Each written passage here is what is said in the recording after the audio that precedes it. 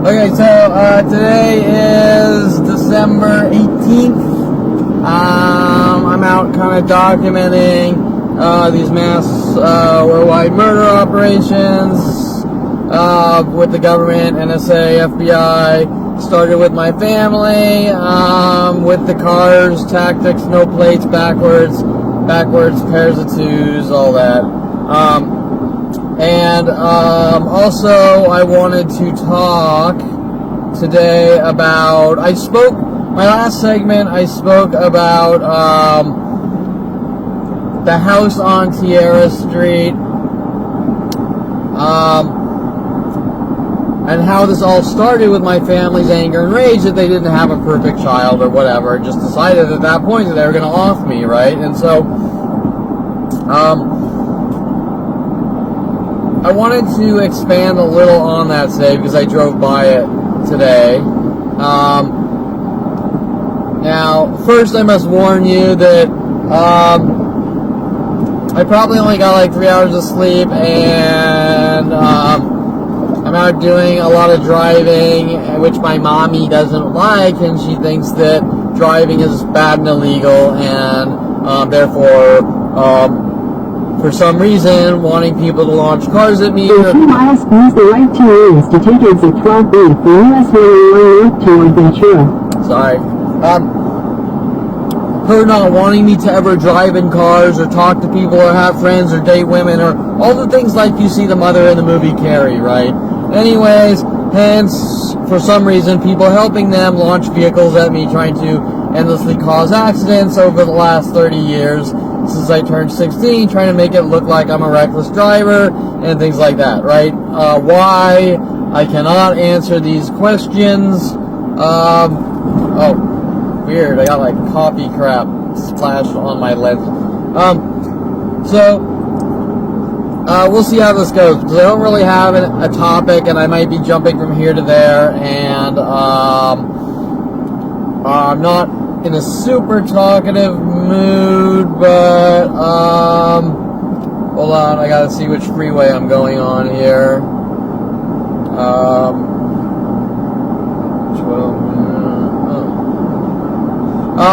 Anyways, so we'll see how this goes, but and no, I'm not a danger on the road because I only got 3 hours of sleep, okay? So whatever. In half a mile, use the right 2 lanes to take exit 12B for US 101 north toward Ventura.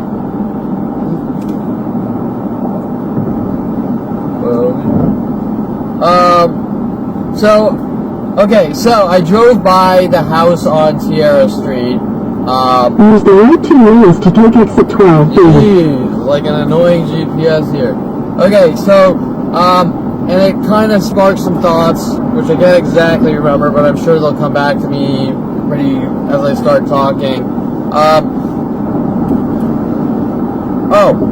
Okay, so one of the things I noticed, now remember my family does this weird numerology, we're gonna skull fuck you with hidden messages with numbers, patterns, tactics, right? Like everything we're seeing, right? Like, example, the cars parked backwards in twos, or people doing things mimicking when they talk, like okay, or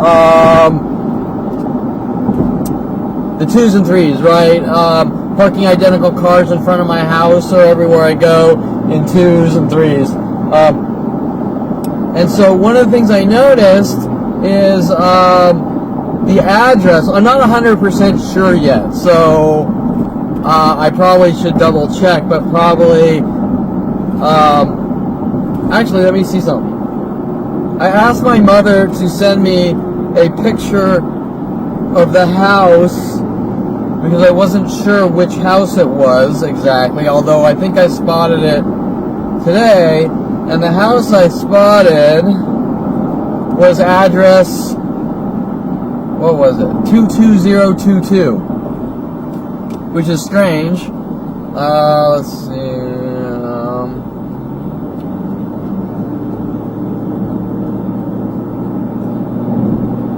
Let's see. No, she didn't send me. Okay, so Actually, maybe I shouldn't be having this conversation until I confirm that the house is 2202 too, right? Because then I'm jumping to conclusions. And I don't want to... Hold on.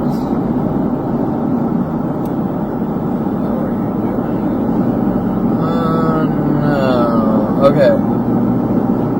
Actually, I'm going to pause this. Where is my camera thingy? Okay, change the topic. I just want to make sure that I'm accurate on the address because I'm not solid on that one. The address I saw today was 22022. 2 miles, use the right 2 lanes to exit 53B toward California 34. The address that I saw, which I think is probably the house, but I'm not 100% sure, is 22022 Tierra Street. And ironically, my father, after hiring me to work at his office, he hired me once at 16 to work at his office, where he told the world that I stole $10,000 from him because he didn't want me building car engines. And working with Pineapple Joe from Hawaii Racing, which ironically I just stopped in there right now. I was in Simi Valley, and I wanted to get video of his building, his office building, and it looked like they'd moved, so I wanted to go in and see if they had what his original address was. And I was joking around with the guy. I said I stole $10,000, or no, I said, when I walked in, the guy was cryptically being like, I know you, I don't know you, with the little cryptic hidden messages.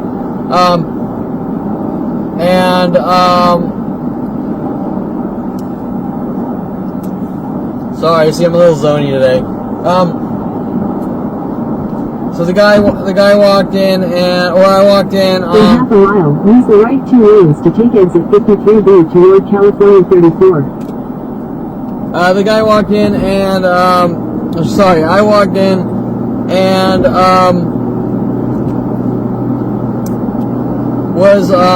he was giving me the little cryptic messages like, I know you, I don't know you, that they do. Use the right 2 lanes to take exit 53B, then sharp right onto East Daily Drive. I can't talk to you with the GPS. It's like every time I start to get into something, I get distracted. Just like what the people have been doing to me 100,000 times per day. Sharp right onto East Daily Drive, signs for Daily Drive, Lewis Road, then use the right lane to turn right onto North Lewis Road.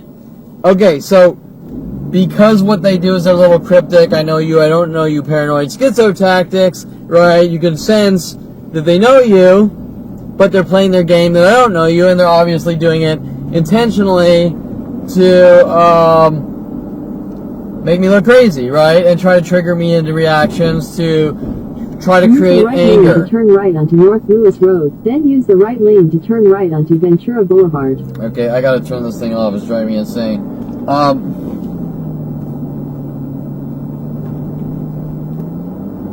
Okay, it's off.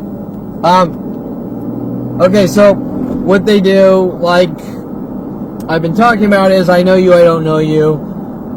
Their spy game tactics, as Brian Longbottom hinted, while having me work on the show Spy Game, to try to make me look crazy, right? I know you, I don't know you.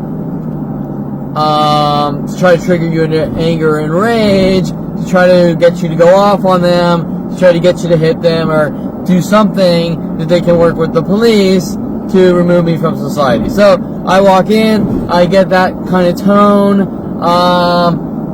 I joke with them. I want to buy a 426 Hemi, I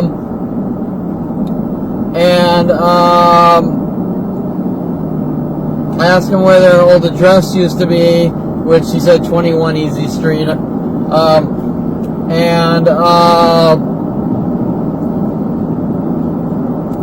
he says, oh, let me go get Joe. Oh, Joe's the owner. Everyone called him Pineapple Joe when I was 16 because Joe is Hawaiian and he was from Hawaii.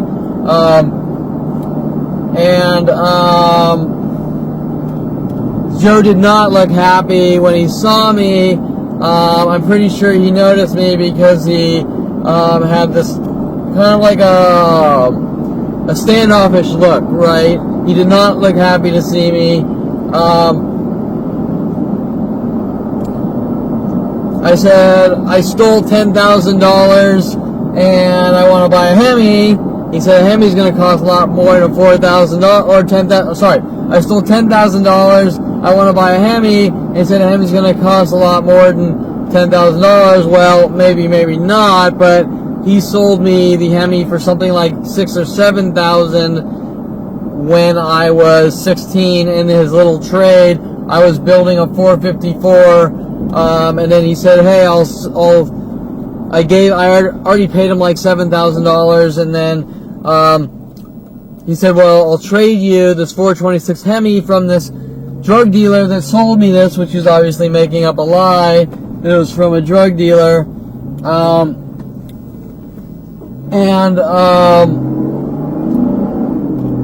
They then went around, my father then went around telling the world that I stole $10,000 from his office, right? So that was the entire reason my father hired me at 16 to work in his office. Well, I worked my ass off, filing till my fingers bled to pay for, building the car, which I loved to build, and I was learning and teaching myself. So, whatever. First, Joe pretended he didn't know me. Then I can't remember what I said. I just sort of was direct, and to the point like, I want to buy a Hemi. He said it's going to cost a lot more.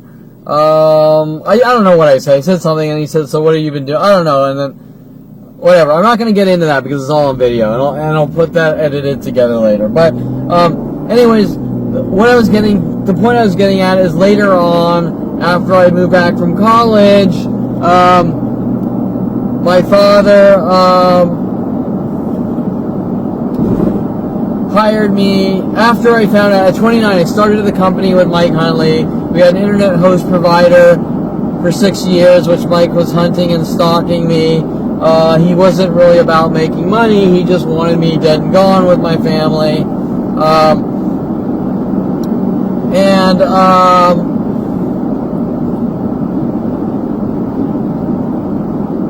After that, me not knowing where it was coming from, these worldwide murder operations, and from 29 to about 34, my father then decided to lay into me more, reeling me back in, having Lorena contact me to work in his office,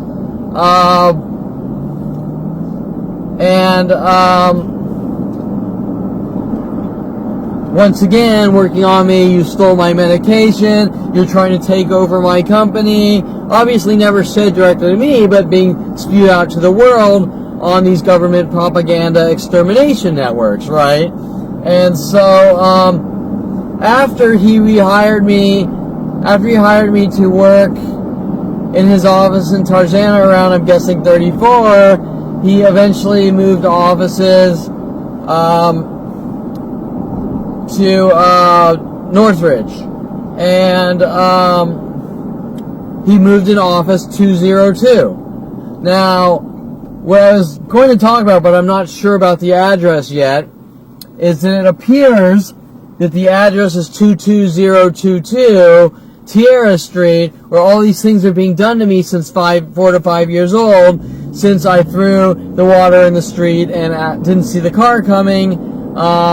And so the water and mud hit the car, and the guy flipped out and scared the shit out of me, which my family is trying to say that this is a traumatic event, and I'm acting out in anger and rage because of it, and I'm an evil child who does horrible things like this and tries to set people up and cause car accidents, right? Why would they say this?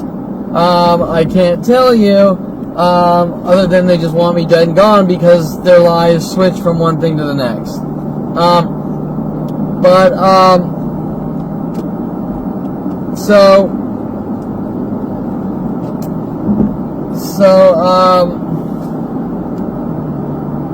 anyways, if I am correct and the address is 22022 and my father moved into Northridge office 202,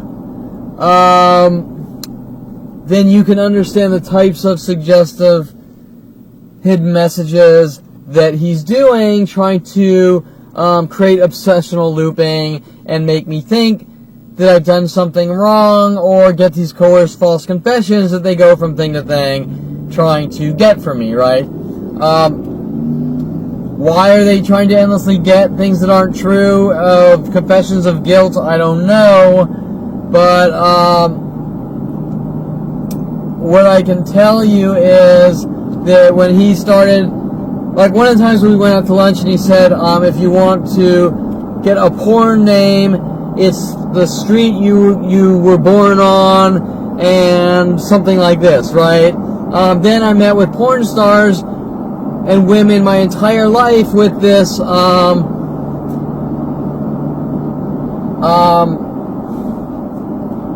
gonna get you to chase me and then I'm gonna hunt you down and kill you. Right? This weird thing that they came up with.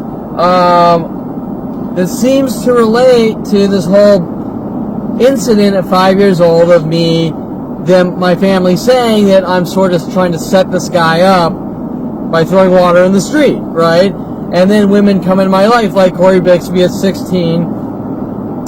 Will you drive me home? Sure. Kevin's a horrible monster. He needs to die, right? For absolutely nothing happening, and this going from girl to girl my entire life, right? Especially with porn stars and things like that, right? And so, the amount of porn stars that have followed me to coffee shops and supermarkets, there's probably like 40 of them, right? And not one of them had any interest in me. They just had ulterior motives for some reason, because they're angry at me for like something from 5 years old, right? Which doesn't even really make sense, because why would porn stars my entire life be naming themselves after aspects of my life and then following me around in anger and rage? For example, my brother putting on his license plate frame, I swerve and hit people at random, or Chasey Lane is a perfect example. Chasey Lane probably named herself Chasey Lane based on me 16 and building cars, and then what they did was I flew back to Colorado and they had Chasey Lane. This is when I was going to school at University of Colorado. They had Chasey Lane on the opposite side of me in first class, which I slept most of the flight, and when I got off the plane, I had my pool cue and I was walking behind her and she does this like crazy Ivan quick turnaround as if I like did something to her, right? And then larger and larger groups hunt me down and come after me, right? Things like this. Well, why did they strategically put her on the plane? Why is she using her name to send me hidden messages? Why are then people mad at me for simply walking off an airplane, saying and doing nothing to her? This going from porn star to porn star. Example, most likely Taylor Wayne's name probably has something to do with Wayne Thuna and me driving around at 14 on motorcycles. I can't tell you for sure. Bridget Monroe, who originally was Hunter Scott, using that name because Mike Huntley and Brian Weaver accused me of bullying Scott Gellin to death until he killed himself. Yet there's nothing I ever did to Scott Gellin except say hi one time. Whether it's true that he hung himself naked or something, I don't know if that's even true. But that's what Joel Littman, who was coming after me with their so-called public shaming operations of things that they did that they're pinning on me, right? And so you get the idea with the paranoid schizo things and the names that they're doing to me. And then in order for them to try to cover it up, they try to say that I've done something wrong by going through all my computer names or IRC names or CB names to cover up their crimes against me, right? Trying to make, like usual, their crimes look justified. So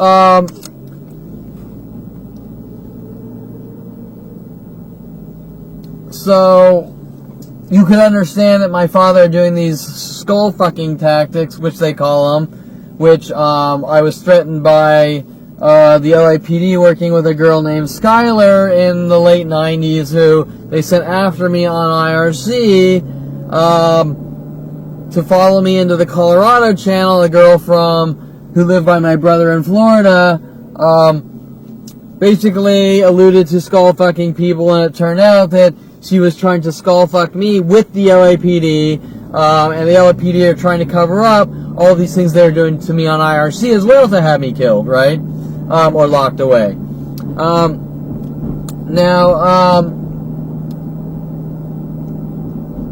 So hence, I'm not sure about the address, but my father moving to Northridge in 202 is probably hinting about 5 years old in 22022, right? I'm not sure. Maybe that's where they came up with these twos tactics. I have no clue. All I know is that my father's a psychotic murderer.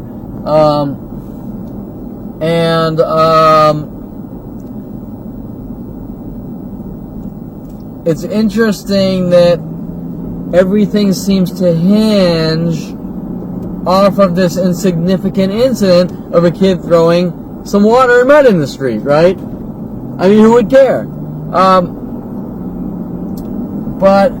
And then trying to turn it around how I'm crazy and out of control and acting out and doing all these things which aren't remotely true. I mean, where's the acting out, right? They cannot have a specific argument, a specific debate, conversation, topic about anything specific, right? If you're going to say Kevin Perlman is out of control monster who's acting out, then you got to have an argument, right? I mean, what's the argument? I'm acting out how? What is it I done? Well, you turned 16 and you built car engines? That's not acting out. That's like innovative. That's like someone who has a passion and does something. You peeled out once a few times in your car. Okay. My brother's going out and he's trying to bash people's skulls in with crowbars, and he's loading the trunks up with weapons, running around on the streets, and then he's going on his so-called runs, getting cars to chase him on the freeway, throwing pennies at the cars and all sorts of shit like this. And I'm acting out because I'm building cars and I've broken the speed limit, right? And they damn well know Jason was doing these things, but they're not mad at him. They're only mad at me for being born. And that's funny I say that, because the first thought that came to my mind was Jason Bourne, but they should have really called the movie Kevin Bourne.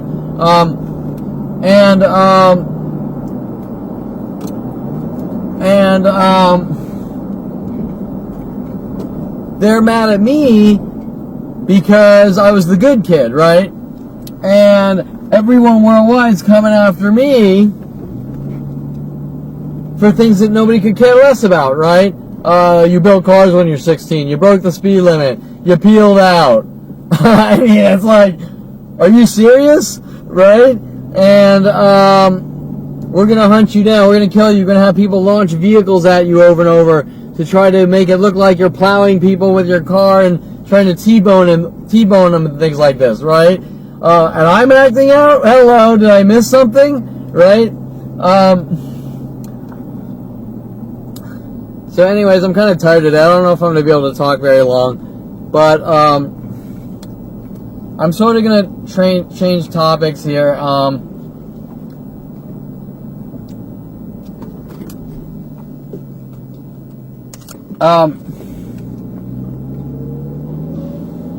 Let me think. I don't really have a topic, and I haven't wrote anything down. I think what I want to talk about today is Eric Johnson, Tom Farley, maybe my brother and their so-called runs. Okay? Let me think. I'm trying to think of the chronological order here.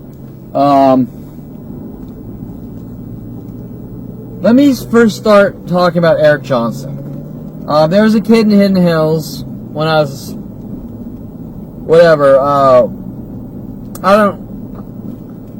let's say I knew Eric Johnson from 10 to 18 or whatever, right?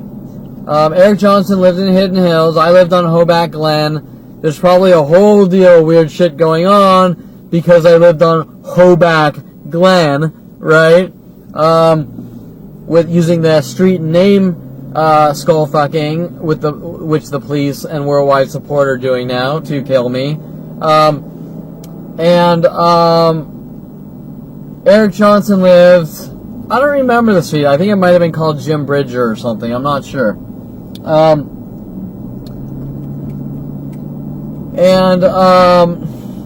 He lived by Craig Diamond. Now, as I recall, Eric Johnson supposedly blew up a mailbox, like made a pipe bomb and blew up a mailbox.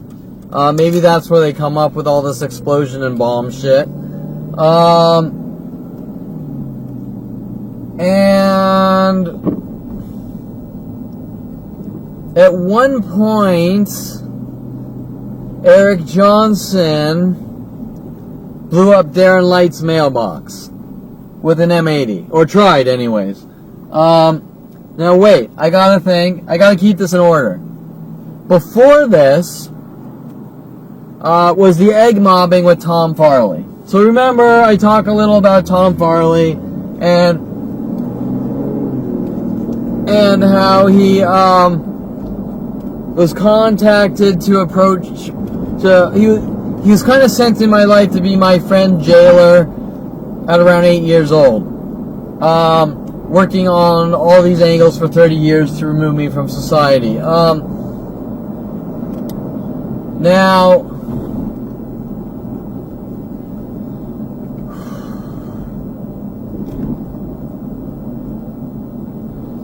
it's Tom who has worked on the Kevin Hates Persians. It's Tom who has been a large part of Kevin Hates Black People. It is Tom's been Kevin hates women and is provoking and trolling and trying to set up women. A lot of that starts from Tom Farley. The big one from Tom Farley is the lies to the world that I'm crazy and I saw an alien in his bathroom, which never happened. What happened was we walked in his adjoining bathroom with his brother Sean, and Tom yells and points at the window with a reflective light, "Look, an alien," and that was it. I never said I saw an alien. Tom Farley said, "Look, an alien," putting words in my mouth, and then telling the world that I saw an alien, that I think I saw an alien. I'm crazy, right? He also told the world that I think people are stupid, trying to turn mass worldwide groups against me, basically working on me for 30 years, just the next person in line, with that tactic, right? Because it goes from person to person.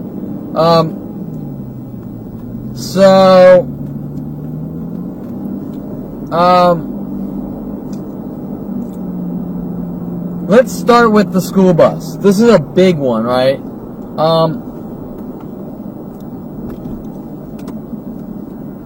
Okay, the first thing I recall on the school bus is someone saying, because I don't know why this is, but there's this whole thing with Kevin Hates Black People. After I kissed the black girl at Sunny Skies Day Camp, showing I have no problem with black people, and that's a sign of affection. Yet the world's being told I'm a white supremacist for kissing a black girl, right? Doesn't make really much sense, but that's what's going on. Now, on the school bus, after this is in middle school. So now this is after Sunny Sky, way after Sunny Sky's day camp between like the 2nd grade or 3rd grade or something.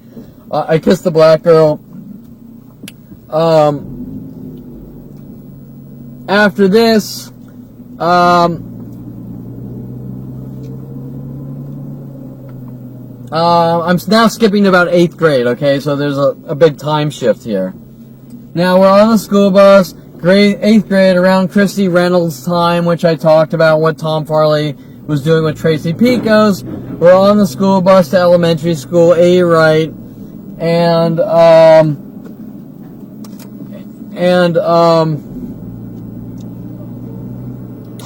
I can recall someone saying on the bus, "Black and red, then you're dead." I don't know why they were saying it. I don't know who was saying it, but it's this memory I have of someone saying it on the bus, and I think that's when the black people and groups of people started following me around in red and blacks later on with the red and black tactic around after 30 years old, right? I'm not sure, but I'm guessing that's why they're doing it, because someone was saying that on the bus and they were pinning it on me like everything else, right?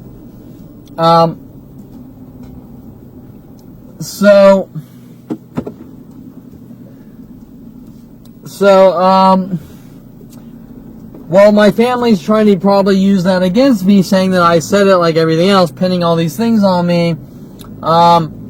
What happened at this point was Tom Farley didn't like Eric Johnson. I'm guessing Tom Farley didn't really like anyone, but he really, more than him not liking Eric Johnson, he didn't like me.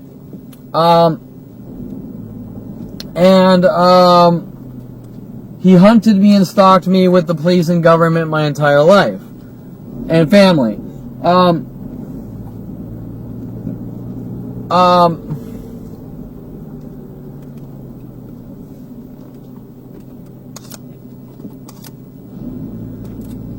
So, one day, now remember, this whole run thing is very important, right?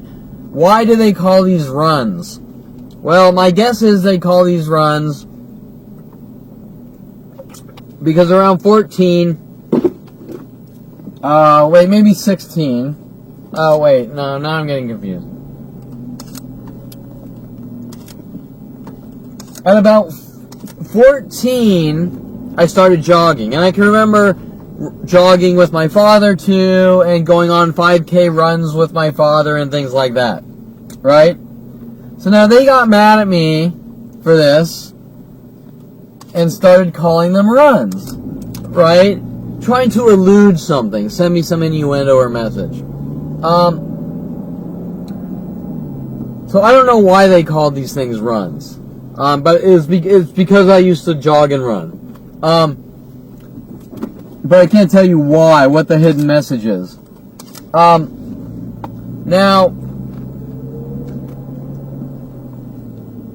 the first thing I can recall is Tom Farley going out with me on his horse trail by his house and throwing eggs, lobbing eggs into the street, trying to hit cars driving, right? Well, why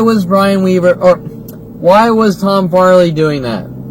My guess is that Tom Farley was told that because at 5 years old, I threw water in the street, or 4 years old, at 4 years old, a tiny little 4-year-old, accidentally throwing some water on a car while emptying out a pail of mud and water on the street, Tom Farley was told that I'm the bad seed and I needed to be removed from society, right?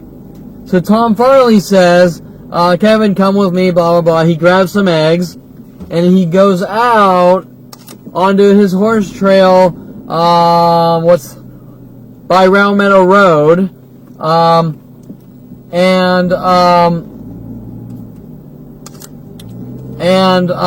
he lobs eggs over the horse trail onto Round Meadow Road trying to hit cars. Hold on, I gotta do a battery switch. At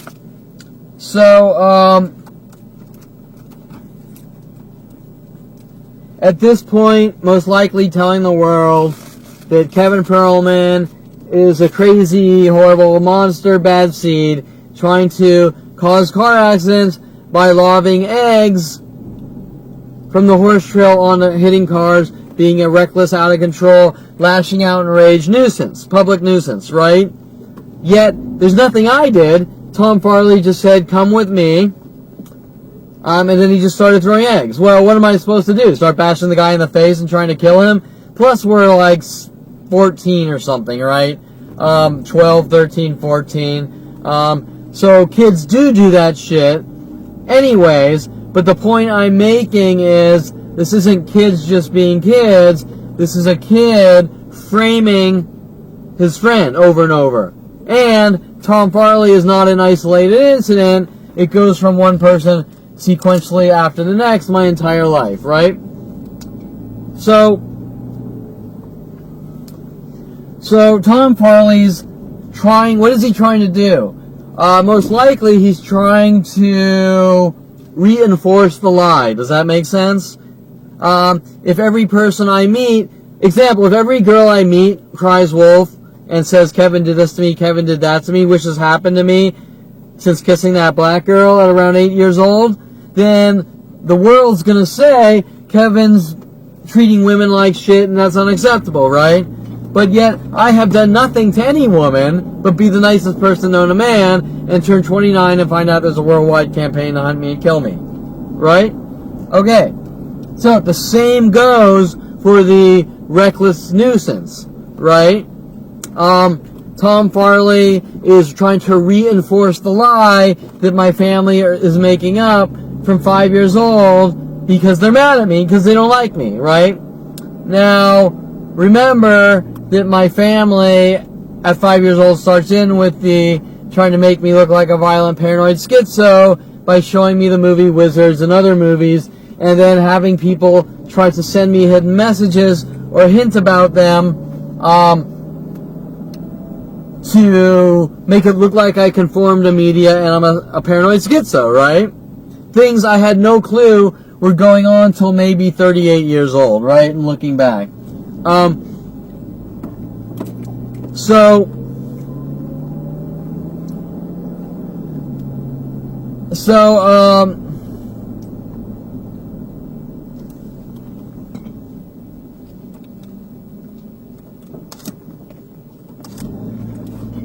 So you can kind of see a pattern of behavior with Tom Farley and everyone else who is near me, ever, right?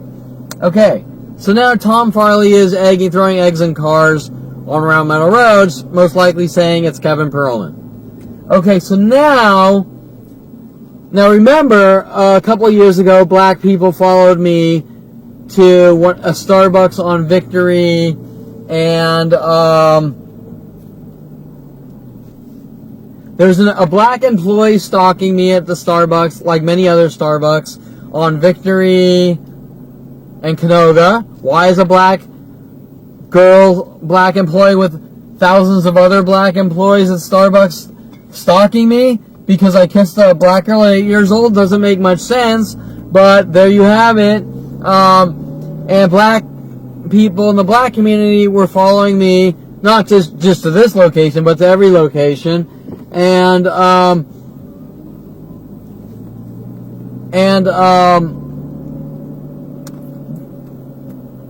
Canoga and Victory, and these black people kept harassing me, which has been an ongoing thing I find out since 8 years old. And then I'm bicycling home and the black people egged me. Well, what is the connection between the black people egging me, right?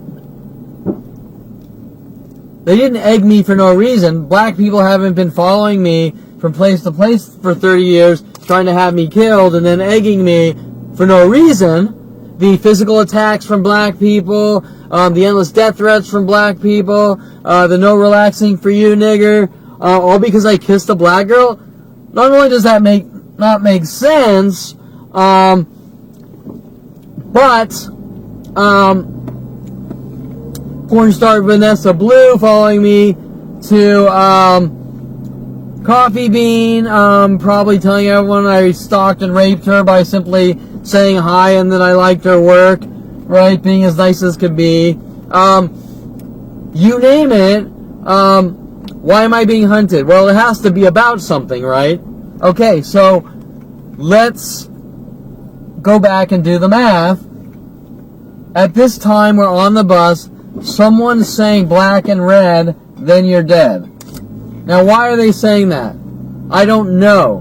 But most likely, they're trying to hint, you know their mirror game, right? I'm going to show you who you are, you can't see yourself. So people sort of befriend me and then be a complete abusive douchebag to try to make me think that that's who I am, because my mother's running around with my father saying I can't see myself, right? So someone's probably sitting on that bus saying black and red, then you're dead, and then everyone's saying Kevin hates black people, and Kevin said that, right? I can't tell you what thoughts going through their head. I can just tell you that I woke up at 30 years old with a worldwide campaign to hunt me down and kill me, saying that I'm a white supremacist and I hate black people and things like that, with absolutely no reason at all, right? No reason. None whatsoever. Based on complete thin air. Worldwide campaign to kill me. Based on thin air. There's no reason for it. I turned 5. My family said we're going to hunt down and exterminate our child. That's it. So once again, let's do the math. We're on the bus. Someone says black and red, then you're dead. I don't know if that's a song lyric. I don't know where that comes from. It's kind of like the my brother and his friends were singing when I was in Calabasas High. My brother and his friends were singing because her name is Kelly, Kelly, Kelly, Kelly, Kelly, which comes from nowhere. I was never friends with Kelly Hatch. Never had really any interactions with Kelly Hatch in high school. And then I go to Southern Oregon State College, and Kelly Hatch is told to follow me up to Southern Oregon State College, stalking and hunting me with the police. Okay? So, the first thing you need to ask is, why was my brother singing and his friend singing because her name's Kelly, Kelly, Kelly, Kelly, Kelly, and then sending Kelly Hatch after me to have me stalked, hunted, and killed with the police and government is very strange, right? Now, we have a guy sitting on the bus, or someone sitting on the bus, saying black and red, wait, how did it go? Black and red, then you're dead, and then for some reason the black community is hunting me down worldwide trying to kill me, right? Okay? I'm not sure what that is, if that's a song lyric or what. I don't know where the hell that comes from. I just recall someone saying that on the bus. Now, after this, Tom Farley wants to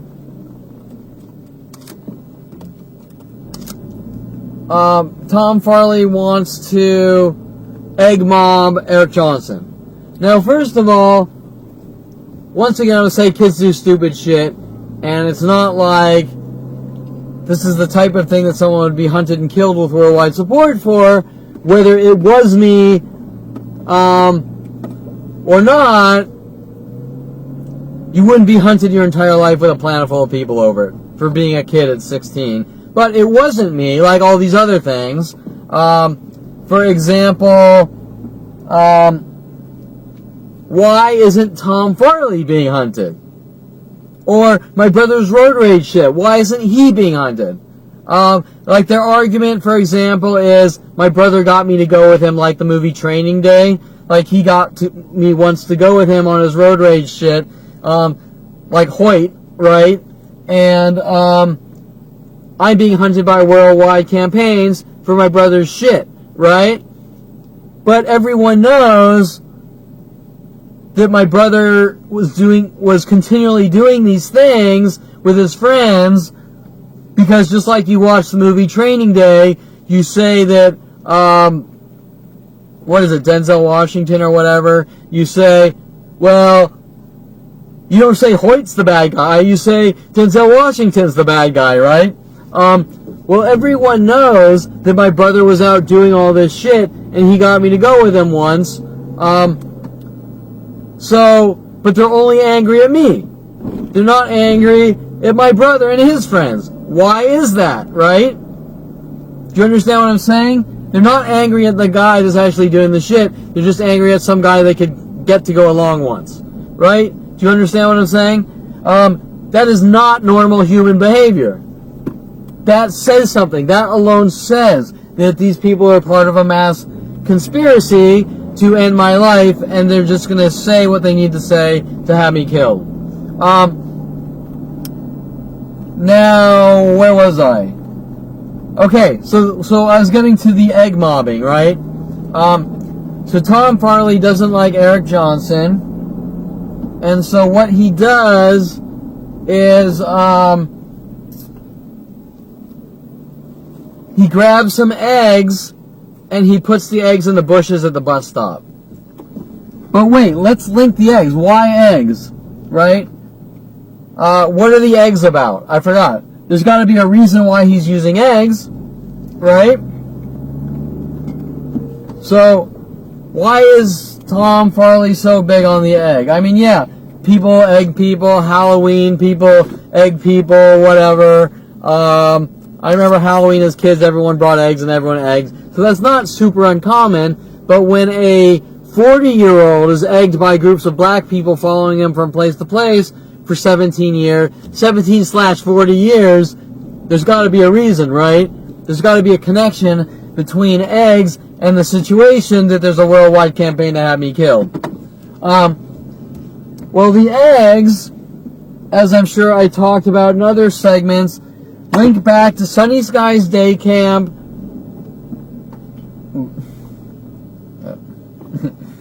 Link back to Sunny Skies Day Camp, kissing the black girl, and then in the class afterwards, one of the teachers cooking, and she cracks an egg, like a fertilized egg, and a little bloody chicken embryo falls into the food, right? So that's where the whole egg thing comes from. So, there's a connection between black people and the eggs, right?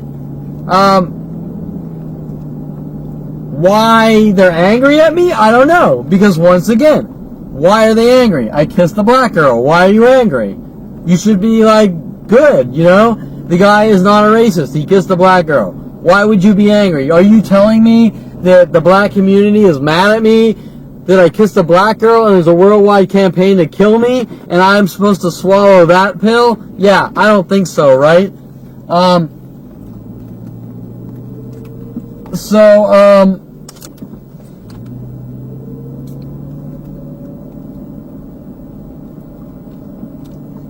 Okay, so that's like third grade or something, T1 class. Third grade, I'm guessing, T1, I kiss a black girl, they crack the egg, the bloody embryo falls in the food they're cooking, right? Now, 8th grade, we're on the bus, someone says black and red, then you're dead, and I know I'm repeating this, and I'm repeating this to hammer it into you, right? So you understand. Black and red, then you're dead, and then after this, Tom Farley wants to egg mob Eric Johnson. Now, technically, you could say Johnson is a very black person last name. I mean, Johnson isn't just black people, but there are a lot of black people with the name Johnson. Or, technically, you could also say that Johnson is a dick, right? However you want to look at it, I guess. But what they're doing is they're trying to send me schizophrenia messages, references to flip me out, to lock me away in jail cells, mental institutions, or get reactions, right? Okay, so Tom Farley, and remember, if a family wants a child healthy, they don't stock them with mental illness campaigns and try to kill them. Just remember that one. So this is about creating problems for someone, not helping someone. So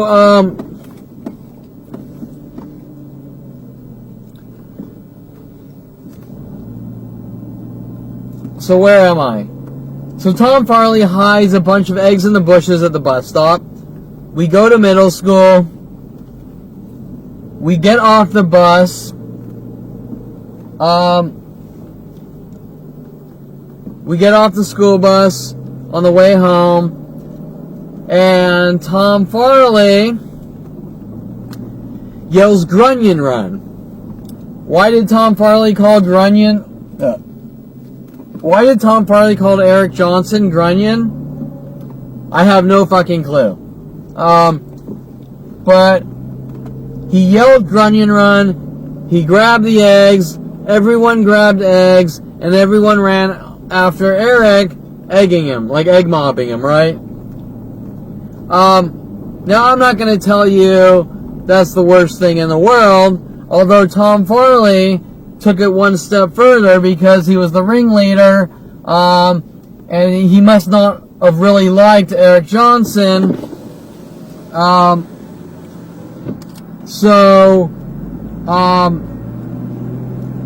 He ran up by Eric Johnson and hit him in the back of the head, and one of the parents was watching and said something and like yelled, and everyone scattered, right?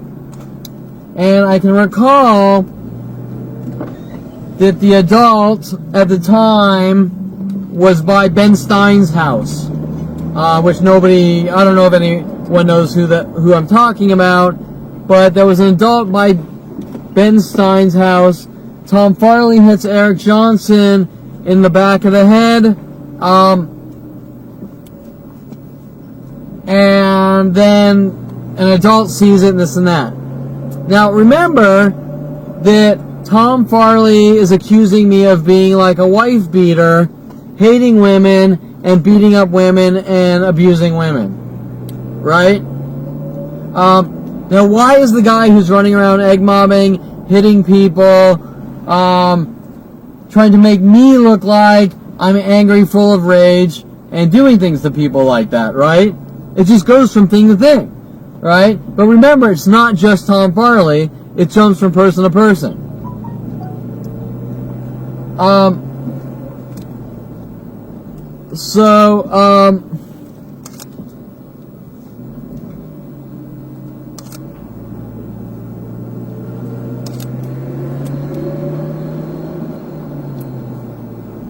So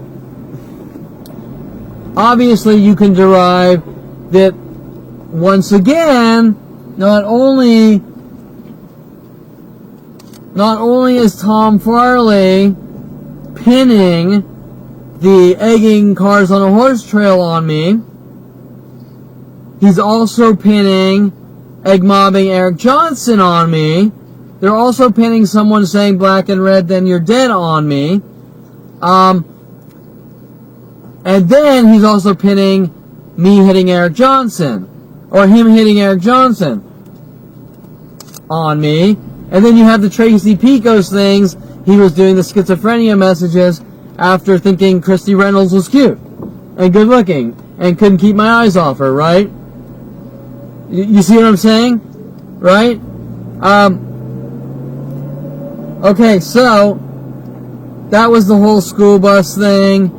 Tom Farley going ballistic on Eric Johnson.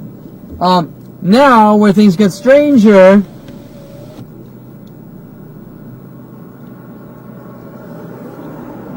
is Eric Johnson is told to come after me.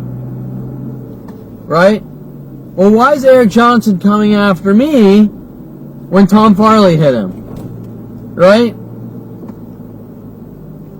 Doesn't really make any sense. But let's talk about it. So after this, Eric Johnson says, he says, Kevin, I'm going to,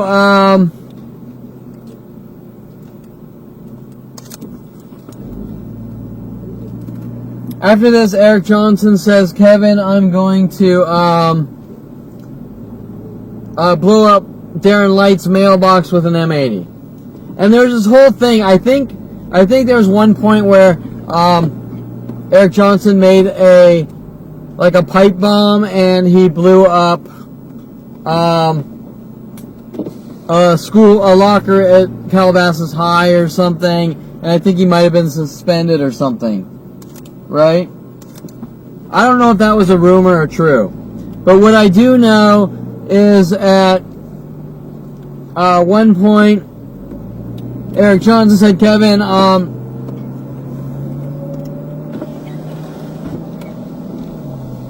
sorry, I'm kind of tired today. At one point, Eric Johnson said, Kevin,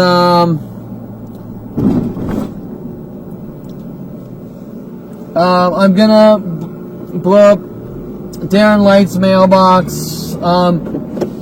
Do you want to come with me? Okay, whatever. He shoves an M80 in Darren Light's mailbox, and it explodes. It doesn't explode the mailbox. It burns the edges a little black, whatever, right? And we get busted once again by Mr. Leff, and I gotta go to Darren Light's family and apologize to him, which makes sense, right? I mean, what I did was wrong, although I didn't really do it. Does that make sense? Eric Johnson, I was there. I didn't really do it. For example, Eric Johnson had the idea to blow up Darren Light's mailbox. Eric Johnson had the M80s. Eric Johnson just wanted me to be around him. And then Eric Johnson put it in the mailbox. Eric Johnson lit it, and it blew up the mailbox. Or it burnt the inside of the mailbox. It didn't really do any damage. Then I apologized. I don't know if he had to apologize or whatever, but I apologized. And yeah, it was wrong of me to go with him, but I didn't really do anything wrong. Does that make sense? Like, I was just kind of there, sort of aiding and abetting, but didn't really do anything. I was just present at the thing, right? Whatever. It's still trivial kid shit, right? But the real question you need to ask is, why was Eric Johnson trying to frame me, right?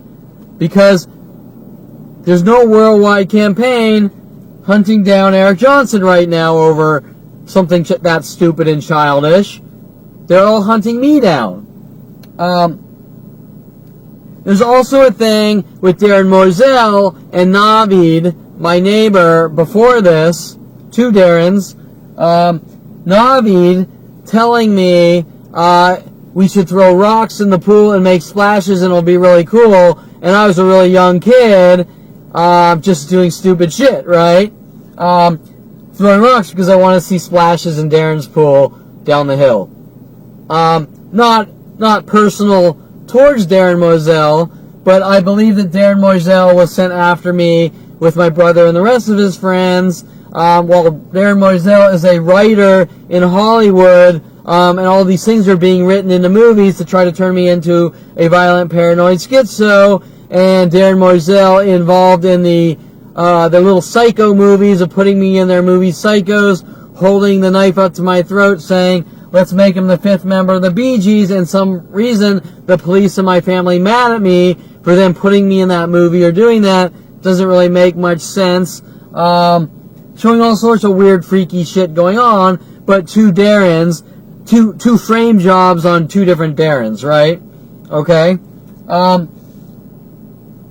And since we're there, there's also Darren Moiselle asking Martin Grunberg to shoot him with a BB gun for some stupid reason, and Martin shooting him, and then them telling the world that I shot Darren with a BB gun, right? Once again, another frame job. Okay, so, yeah, I forgot all about that one. I mean, we're sitting there, and Darren walks up to Martin Grunberg, and he says, shoot me with the BB gun.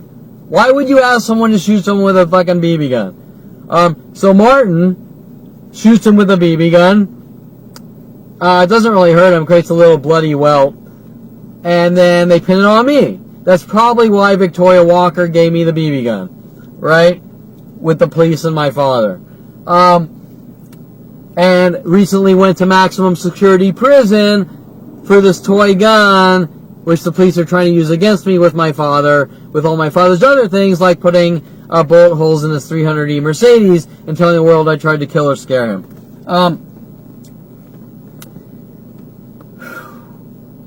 Okay, so where was I with Eric Johnson? Okay, so Eric Johnson, after Tom Farley's Grunion run, wants to reel me along with an M80, blow up Darren Light's mailbox, which he just burns the inside, and we get caught. It's all pinned on me. Once again, nobody cares about Eric Johnson. Okay. Now, I'm about 14 or 15. Now my brother and his friends go out on their runs, as they call it. Once again, we're going from Grunion Run with Eric Johnson, who has no real relation with my brother and his friends, to my brother and his friends' runs, right?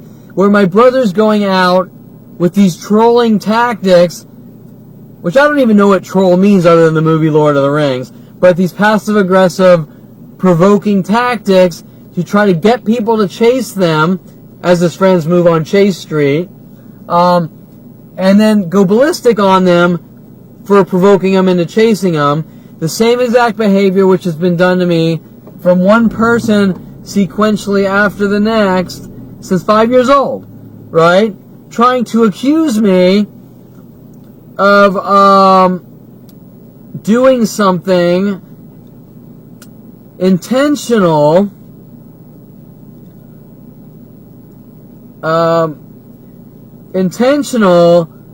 when I threw the water and mud on the street.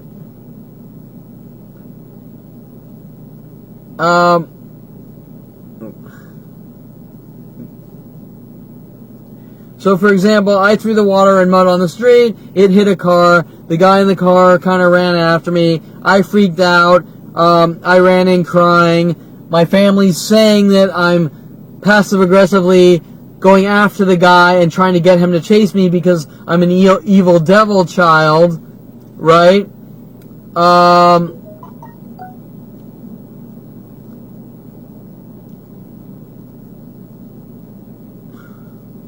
Sorry, I'm trying to set the GPS and it's acting weird. I'm the evil devil child of things that, even if it were to be true, which it's not, could be a simple mistake in life, right? Well, in my life, you don't make mistakes. You got to be 1,000,000% perfect or you're a dead man.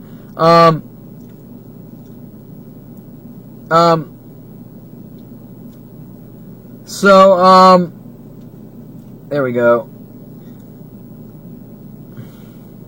Okay, where's the little direction button? Finding best routes. Why are you not routing?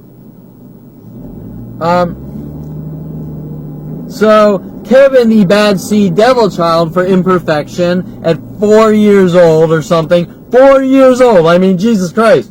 What was my other imperfection crime? Did I hold the bars too long like this in the crib? Right? You see where I'm going with this?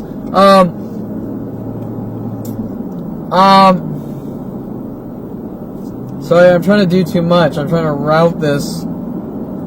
Okay, good. That's routed. In 800 feet, turn right onto Rancho Calicourse Drive.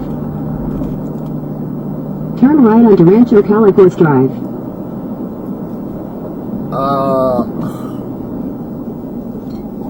Okay, now what the hell was I talking about? I was talking Continue about on Rancho Calicourse Drive for half a mile. I was talking about Eric Johnson and the BB gun, the eggs, Oh, the runs. So now we go from Eric Johnson's or Tom Farley's Grunion runs with Eric Johnson working with my brother and his friends to my brother's runs where they're passive aggressively provoking people, like driving through drive-thrus and spraying people with water fire extinguishers, getting cars to chase them and then going ballistic. Turn right onto Mission Oaks Boulevard. Going ballistic on the cars, like we're gonna provoke you, get you to chase us, and then go after you and punish you for chasing us, even though they were creating the problems, right? Now, my brother. Take the next right onto Mission Oaks Boulevard. Now, from this pattern of behavior that you're seeing, all these things being pinned on me, right? Thing after thing. Mission Oaks Boulevard for half a mile. Thing after thing being pinned on me, right? You can see a pattern of behavior that they're going out, doing these things, and pinning them on me. Over and over and over and over. So when my brother's going out in their so-called runs and getting cars to chase them and doing all this and doing all that, why are they doing it? Well, they're premeditatedly doing their runs, which somehow link back to me going jogging and then being angry, or me jogging and lifting weights. And so they're going out doing all these things and saying it's Kevin, right? Over and over, thing after thing. Right? So, so I've just rattled off, I don't know how many things that have been pinned on me and given to the world, is unheard of, okay? What I've just told you alone is unheard of.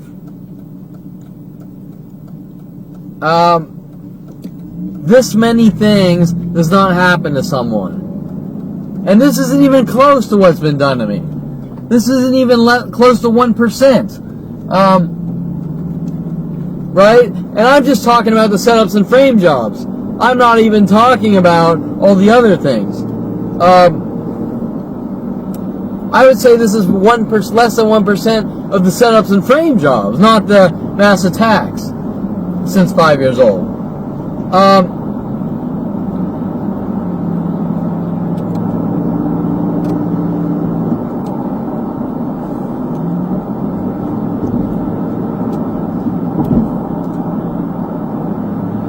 Okay, so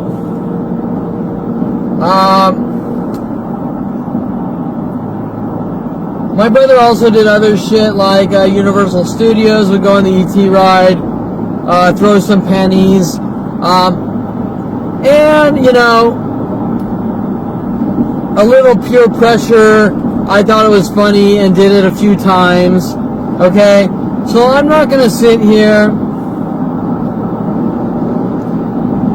and tell you that I'm the perfect child. Right? I'm not going to tell you that I'm the perfect child.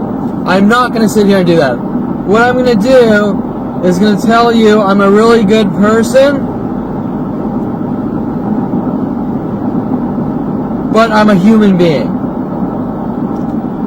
And human beings joke around, they do pranks on each other, they're fun-loving, they're not perfect anal retentive squares, okay? And, yeah, I admit, I went just like my brother and his friends throwing all these pennies on the ET ride or whatever.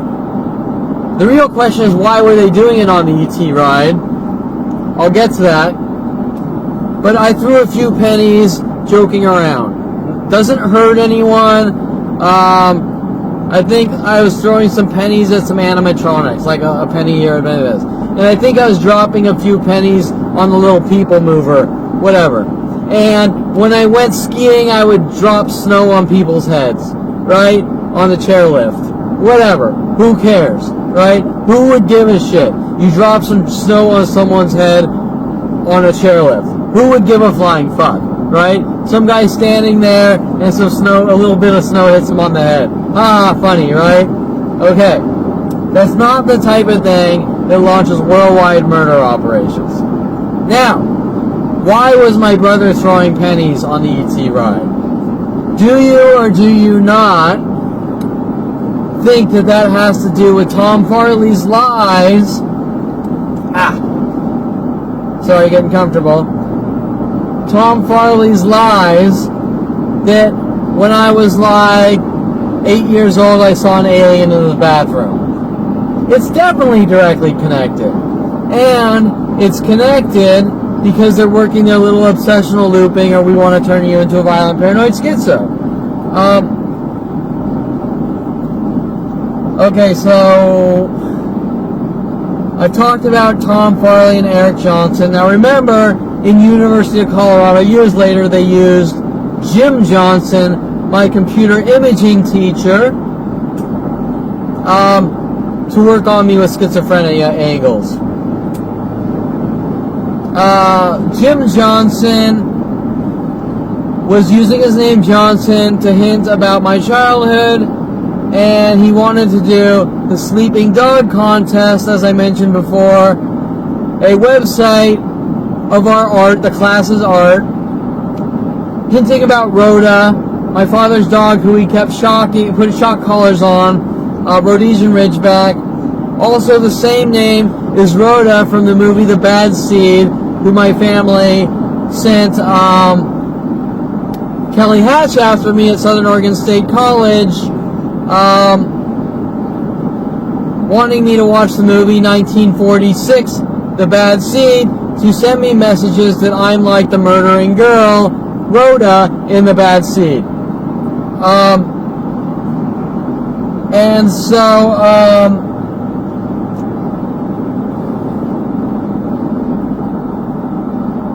Jim Johnson was hinting about Rhoda, who Vasu stepped over, and she jumped up and bit him for some reason.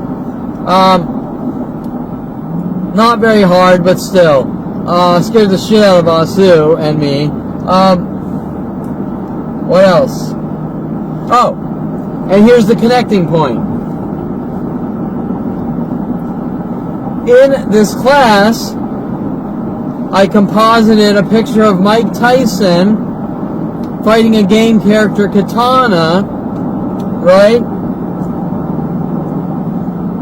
And then they got mad at me saying that I'm a schizophrenic and a wife beater and a woman beater and I hate black people, telling the entire city and in 1994 the entire planet across the internet that I'm a dangerous, violent, paranoid schizo because of this artwork, which goes to every single piece of artwork I've ever created, even my mother demanding I draw her a tree to psychoanalyze at like 8 years old or something, right?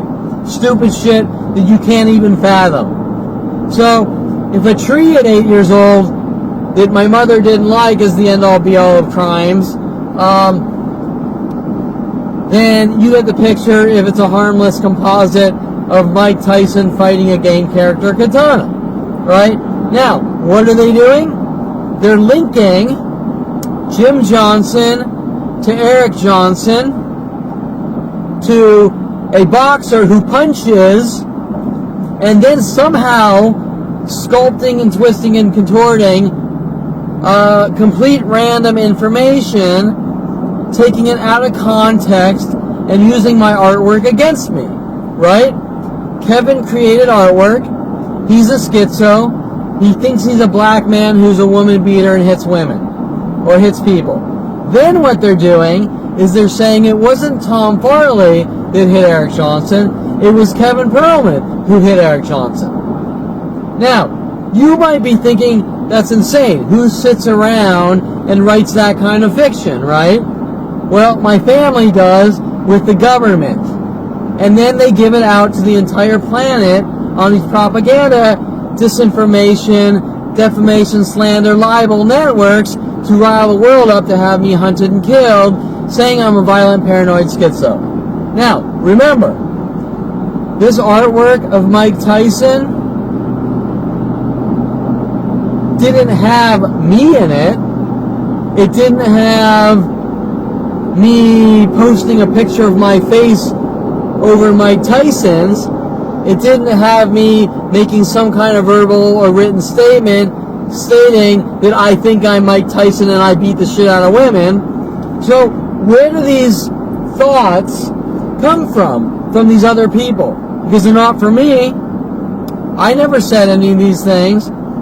So now the next thing they're going to tell me is my artwork is somehow making them hunt me down. Well, that's the stupidest thing I've ever heard.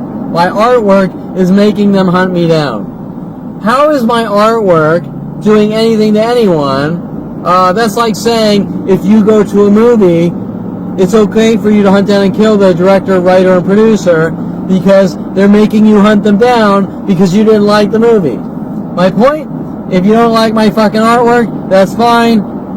Don't like it. But if you're going to psychoanalyze it and hunt me down and try to have me killed with worldwide support, then you're a murderer, and it's not about anything but someone not liking someone, right? If I didn't say it, if I did not specifically say, and when I said it, it wasn't sarcastic, and it was with, like, merit, right? It was with full meaning, that I really do hit women, and all women need to die, and I said it with anger, and I said it in such a way that it's believable, then you could say that guy scares me, but it still wouldn't go worldwide. But if you're looking at random artworks of mine and jumping from one to the next, first saying that I think I'm an alien, then saying I saw an alien, then saying I'm a woman beater, then saying something about trees, then saying because your artwork has blue and yellow blocks in it, I've somehow threatened someone's life, then a black girl on a chessboard with no derogatory statements on it, nothing negative. That those people, sorry, my throat's dry from talking.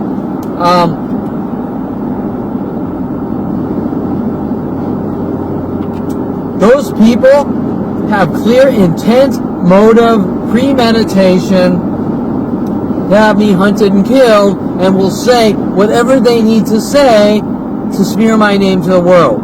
Okay? If I put a black girl on a chessboard and like chop off her head and put written messages on it, all black women need to be hunted and killed, then, just then, you could say Kevin's a fucking crazy, violent nutjob who hates black people. But if a black girl contacts me and says, Kevin, will you do a photo shoot? In this instance, her name was Ariana, sent after me with Aubrey Fisher and the police to have me hunted and killed. And I go out of my way for this person and create great art for this person with nothing negative in it. And she says, because there's a black girl on a chessboard with every other person on the planet, therefore you hate black people, we're going to hunt you and kill you. That person had it out for me, or any person, and she came after me from the very first moment that she contacted me to hunt me and stalk me. Working on the Kevin hates black people, so I'm going to befriend him and have him killed. Well, let me tell you, if I hate black people, then when she contacted me for a photo shoot, why did I say yes? Right? Why did I say yes if I hate black people? Why do a good 40% of my photo shoots have black women in them? And these black women all contacted me. Okay? If I hate black women, why are they contacting me and I'm doing photo shoots with them? I'm doing photo shoots with them because I hate black women, and I'm creating fabulous fucking artwork way beyond the scope that anyone else is doing. Well, not anyone, but way beyond the scope that the average photographer does for them, and I hate them? That makes no sense. That argument would not stand up in court. It wouldn't stand up anywhere. 100 black women contacted me for photo shoots. I created fabulous work for them, and it's because I hate black women. Yeah, okay, that makes sense. In whose world? Right? Hello. Okay, but then of course, after the black women, it switches to Hispanic women. And then I hate Hispanic women for all the Hispanic women that contacted me for photo shoots, right? And then it goes to blonde women. And then it goes to Lorena Escobar asking me to do a photo shoot. And I hate her too, and I've ruined her life, right? Okay, do you see a pattern of behavior? Kevin Perlman is being the nicest person known to man. He's going out of his way, creating great work for people. He's being friendly to everyone. And each and every person has some cry wolf story how I've wronged them and I need to be hunted and killed. Okay? Have you ever seen anything like that in history? No. Maybe once in a blue moon you got some weird angry weirdo. But one person sequentially after the next for 40 years coming in my life. Kevin, will you give me a ride home? Hunt Kevin down and kill him. Kevin, will you create a photo, do a photo shoot with me? Hunt down and kill Kevin. Kevin, will you do this for me? Hunt down and kill Kevin. My father, no good deed goes unpunished. Literally, with their literal tactics and schizophrenia murder tactics. Okay. So anyways, you can understand how my artwork and now how Jim Johnson was collecting all of my artwork in his computer imaging class to use against me, just like my mother with her art therapy degree, the psychology community, the government, the NSA, the FBI, jumping from every single piece of art I have ever created since 5 years old to use against me in these extermination operations by riling up the world with every single thing I do, turning them against me with out of context disinformation. Okay, so now I've sort of jumped from Eric Johnson to closer to the present, so I want to try to, while I'm showing you how these events are all connected, I want to try to jump back to my early childhood, but I also want you to understand, and this is the most important thing, how the fuck does Jim Johnson, a professor in University of Colorado, have personal information about my childhood at 16 in Woodland Hills, California? Okay? That is what you need to understand. Every single teacher, every single professor, all this information is being data mined with NSA resources collected and given not only to teachers and professors, but to people worldwide to use against me, taken out of context and turned against me. And turned into complete fiction. So, my photography teacher in University of Colorado, Nick, was working on me with all sorts of angles from my childhood. Teachers in Southern Oregon State College, all working on me from things from my childhood. Kelly Hatch sent after me to follow me up to Southern Oregon State College. More people told to follow me to University of Colorado. I think I talked about the whole Noah Schiller thing, the frame jobs with my mother, and the feds sending the guy in my house, and my mother getting me to move in with Noah Schiller, working on me with their setup and frame job operations with women and things like that. Right? Showing that they won't leave me alone. They won't let me live my life. And then they turn it around. All of a sudden you became a schizo at 29. Yeah, sure. Okay, so I'm going to have to pause this because I'm sort of drew a blank and I need to take a rest because I've been talking. So I'm going to pause this and try to remember some situations from around, like 10 to 16 that I can stick to the Eric Johnson, Tom Farley days.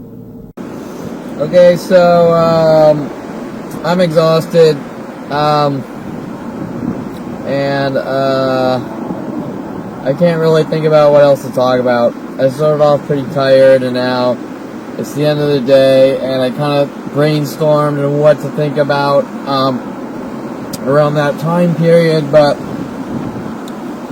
I'm just too damn tired to come up with any thoughts from my past right now, and trust me, I have a brain full of thoughts starting at the age 5 of endless operations to exterminate me till after 29, a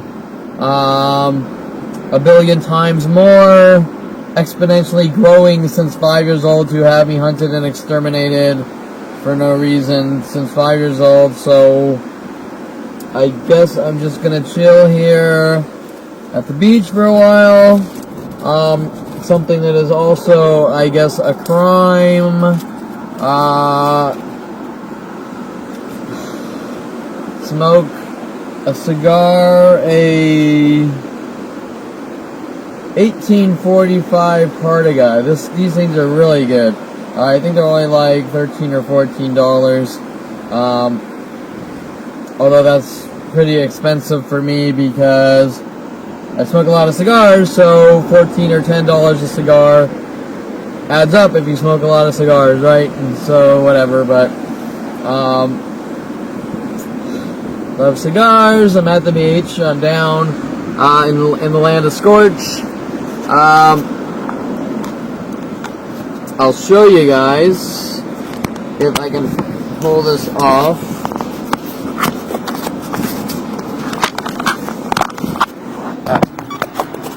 Here we go. If the light isn't blinding, the backlight.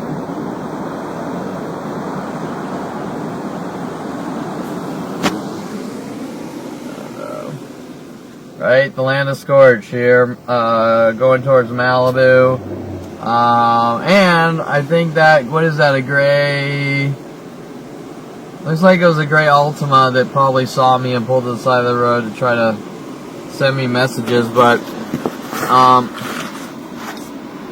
here, maybe I can set you here while I light my cigar, and I'm not really gonna say too much because I'm just tired, and chill out, and you can be my little imaginary camera friend, chilling out at the beach.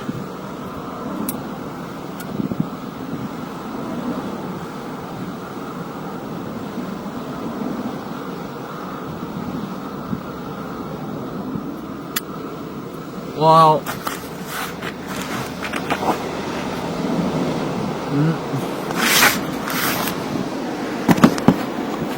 there we go.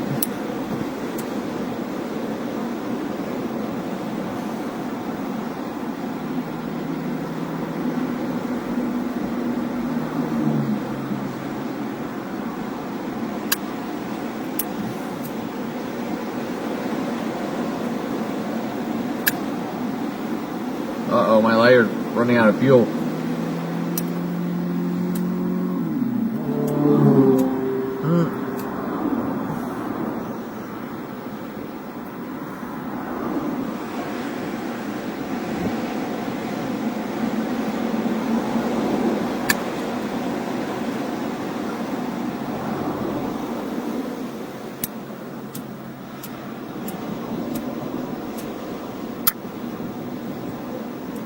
Running out of lighter fluid. Do I have a backup lighter? Yes. Maybe.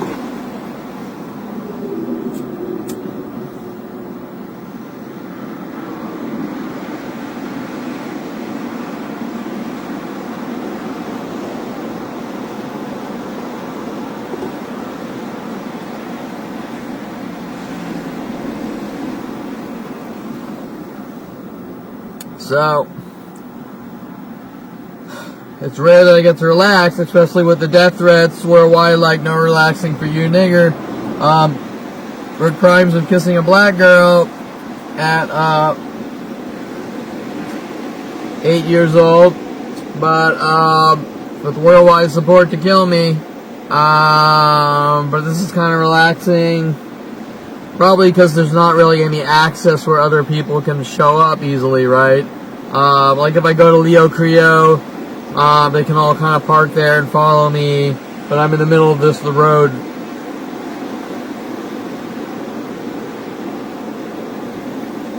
So it's difficult to find me, because unless you give someone GPS coordinates right now, which has happened a lot of times with the illegal phone tracking, GPS tracking with the police,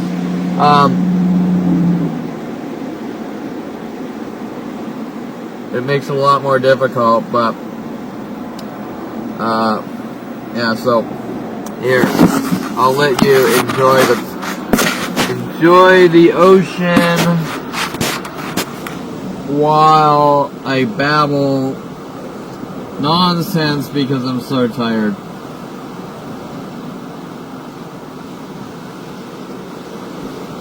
So it's kind of like a diary entry slash you chilling with me here at the end at the beach, and that's it, because that's really what life should be. People enjoying life and making money, and positive experiences, not like the Perlman family motto, we had a child and let's bash his skull in until he's dead and gone with worldwide support. That's not what life's about. Life is about purpose and doing things to have a legacy, where people, you can either make money, obviously, do things for yourself, but at the same time provide for others, to make their life a better experience and everyone's happy, which is pretty much what capitalism is about. It's just too bad I come from a beyond any level of insane family. But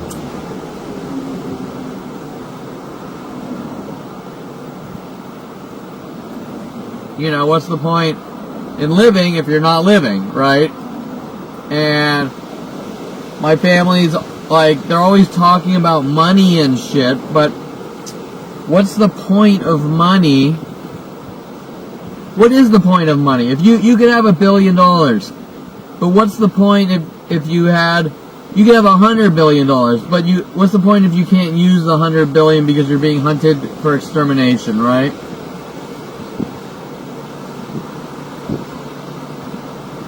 So my family always dangles these carrots with money and shit like that, pretending like the only thing that matters is money, right? Like my father. He chose my life. He chose making money over my life in the end. And I knew who he was. I wanted to see what decision he would make in the end. And he chose making money and letting Lorena Escobar, who he pretty much paid off to have me killed,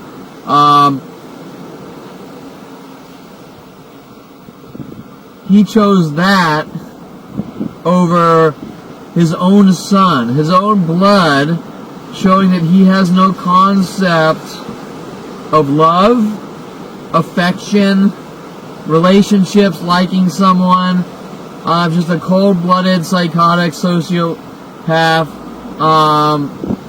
who's all about himself and nothing else. And it's like, it was just insane. And when I saw that, I was just like, I was so disgusted. I couldn't believe that was my family.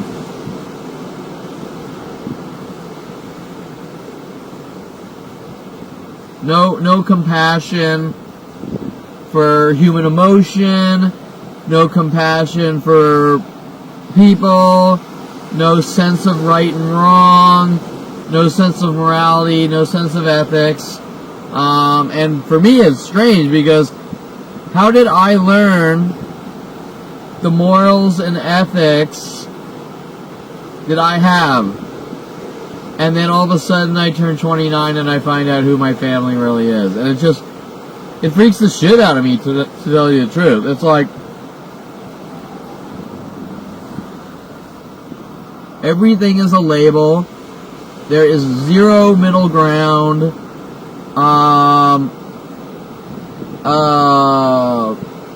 anything. You asked a girl out in a workplace, to them that's the crime of all crimes, and you're going to be hunted and killed. That happens every day of our lives, people in the same workplace asking each other out. The whole thing with like Victoria Walker, you're friends with a girl that's the opposite. Wait, what is it? You're friends with someone who's the opposite sex who's married. So you're blurring the lines, and you need to be hunted and killed by worldwide support. Well, think about that. Every single person you know, or every single one of us on this planet, is friends with the opposite sex who's married. Every single one of us. So, with that thinking, you're a dead man no matter what. You're blurring the lines. Well, not only did I know Victoria Walker like 5 years before she married Matt or even met him, it's irrelevant. People are friends with people who's the opposite sex who get married. What do? Break all contacts when you're friends with the opposite sex and they get married? You go, okay, I can no longer talk to you, right? I mean, it's like, that's insane.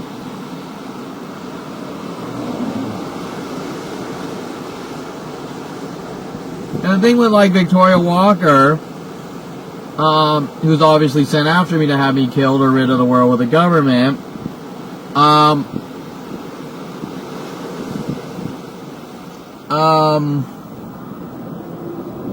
totally lost my thought. I'm so tired. Oh yeah, the thing with Victoria Walker is that she was always calling me. It's like, I wasn't calling her saying, I want to see you, I want to see you, I know you're married, but I want to see you. No, she was calling me. Kevin, I want to put up with a website and I got an idea. Can you help me? Kevin, I want this. Kevin, can you help me with that? Kevin, can you? Right? And you're sitting there thinking, well, she's my friend, so I'm going to help my friend in need. And then you're hunted for it. But remember, you have a family, especially my father, who runs around saying no good deed goes unpunished, and he's using it some kind of psychological murder weapon. Like anytime you do something nice for someone, you're hunted and killed in a systematic manner, like going from one person to the next, right?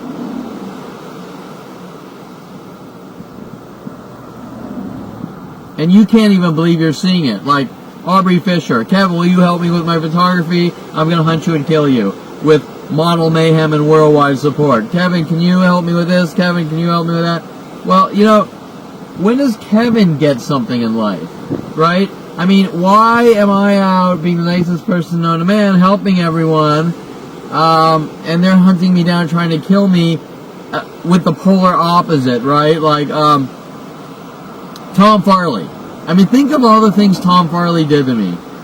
Think of the things that I've talked about today with Tom Farley.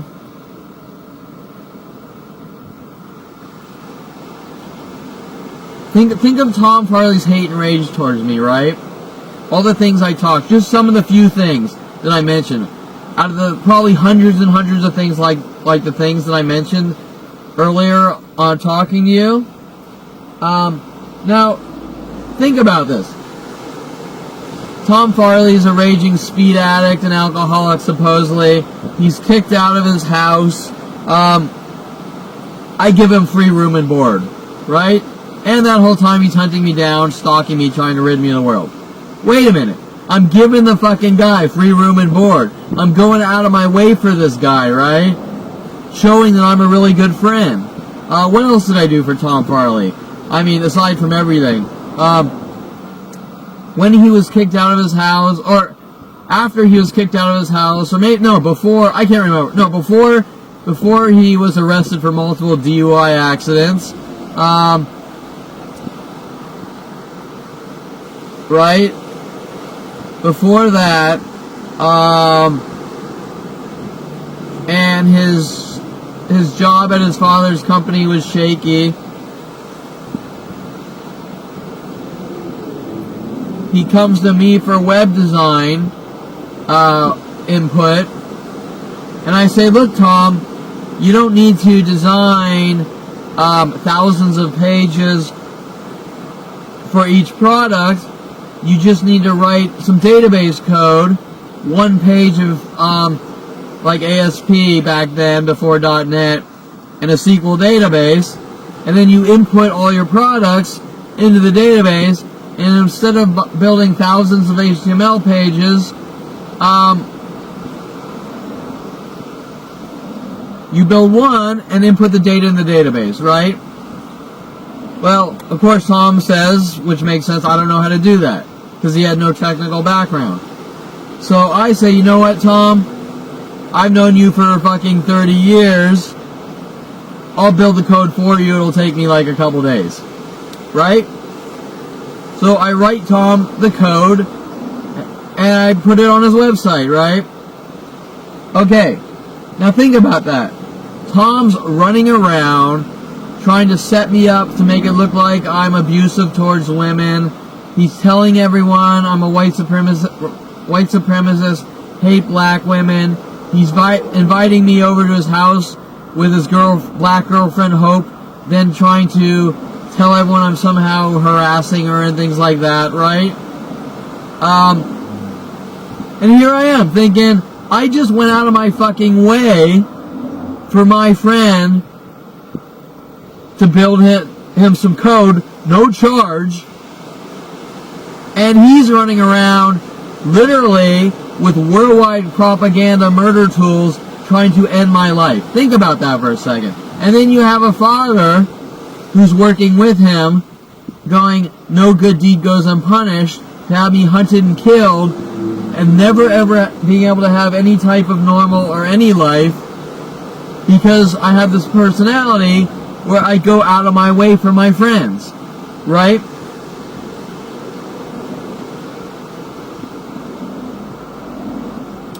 Now, Tom wasn't some random stranger I met on the street. I knew him for 30 years. Aubrey Fisher, right? The girl telling the world I'm a pedophile, the girl who ruined my studio photography career with the government and my family. I put up a free photography website for her, taking some of my existing code from Erotic Ranch and put her online for free, right? And I hunted worldwide for going out of my way for my friends. Now, Aubrey Fisher was never like a super close friend, but she was there where, hey Kevin, come to this party and do this and do that. So I thought she was a friend, but little did I know that she was having people show up to the parties, harassing and attacking me, right? Things like that, right? Now, I'm not going to tell you there's some fucked up losers and lowlifes out there. There are. But generally, most people, like I would say like 95%, want you around them because they want something positive, right? It is very rare, extremely rare, that someone fits the profile like my father. Keep your friends close, keep your enemies closer, right? It is very rare. I mean, you see that in the movies all the time, but that's why they're movies, right? Because that personality, that psychotic murder personality, keep your friends close, keep your enemies closer. Hence my father wanting me to move into his house when I came back from Colorado, manipulating me into those things, or giving me property for Signet with Mike Huntley. Not giving me, but extremely low rents on Ventura Boulevard. That personality, keep your friends close, keep your enemies closer, is extremely rare. Yet, somehow that's the story of my life. Mike Huntley, Paul Humphrey, Tom Farley, Brian Weaver,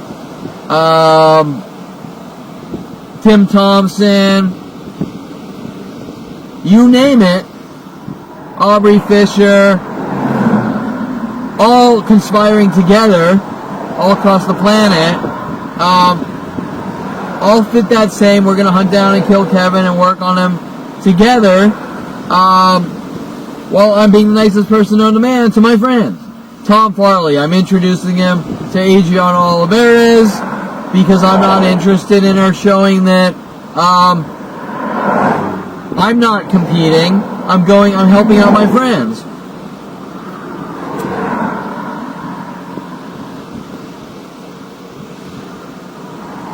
Actually, I introduced Adriana Olivares to Paul Humphrey before Tom in hopes that she could meet someone because I wasn't interested in her, right? So, while these people talk about controlling and manipulating, they're the controlling, manipulating ones, right? Like, if I'm such a bad guy, why am I introduced, hey, Adriana, I'm not really into you, but I know a guy that might want to meet you, right? Well, that's what friends fucking do, even though my family's trying to make me think that's not how life works, and that I think differently. Right? Friends want the best for you. And if they have issues, they tell you the issue. But people like Tom Farley, who spent his entire life hunting me down with worldwide support to kill me since 8 years old, it's very strange that it jumps from one person to the next my entire life. That's freaky.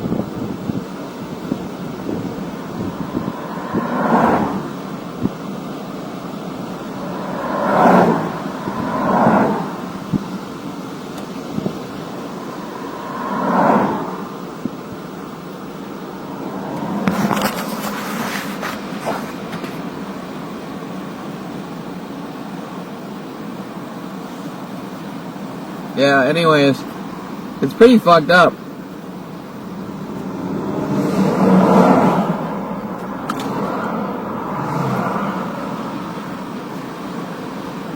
It's strange to cruise around and watch worldwide groups try to kill me for no reason at all, and no one's concerned about that, I guess. This is actually probably more like a real diary entry, right? How I'm talking now.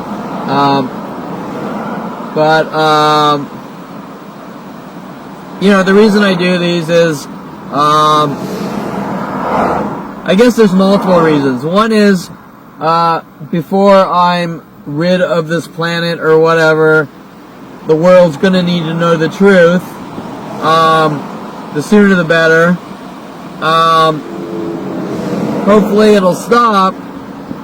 There's also a level of accountability. People need to be held accountable.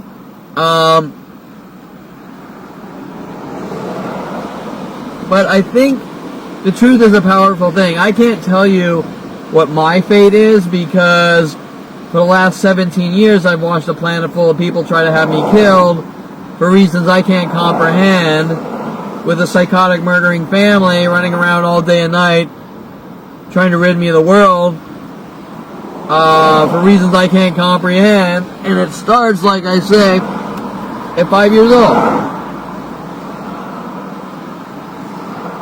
And then what's freaky is nobody has, there we go. What's freaky is nobody really seems concerned about what's going on. That's what's freaky. If this was any other person on the planet, instantly people would be like, what the fuck? Right? Instantly. But yet Kevin Perlman is like, kill the guy. And it's the weirdest thing. It's just the weirdest fucking thing. There's a worldwide campaign to kill you because someone didn't like some joking shirt you bought at 21 in a shirt shop in Ashland, Oregon, my Lord's Gym shirt or whatever. I mean, who cares? Right? Who the fuck cares? And then they play this weird as shit. It's your behavior. People don't wear shirts like that. Sure they do. All fucking day and night they do.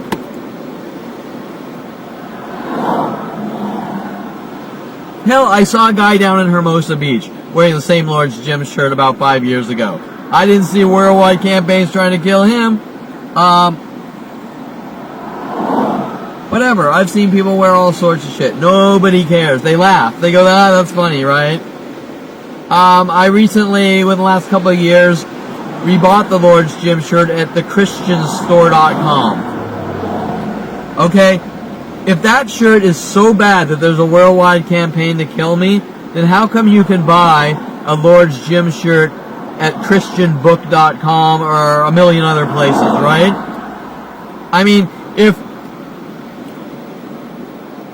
if the Christians are selling it and think it's funny, then it's not a big fucking deal, right? I've had cops come into Starbucks trying to hint that it's the shirt making people hunt me down and kill me, and it's my fault for my reckless behavior and weird shit like Mike Huntley told me. And that's crazy. That's like anal retentive times a billion, right?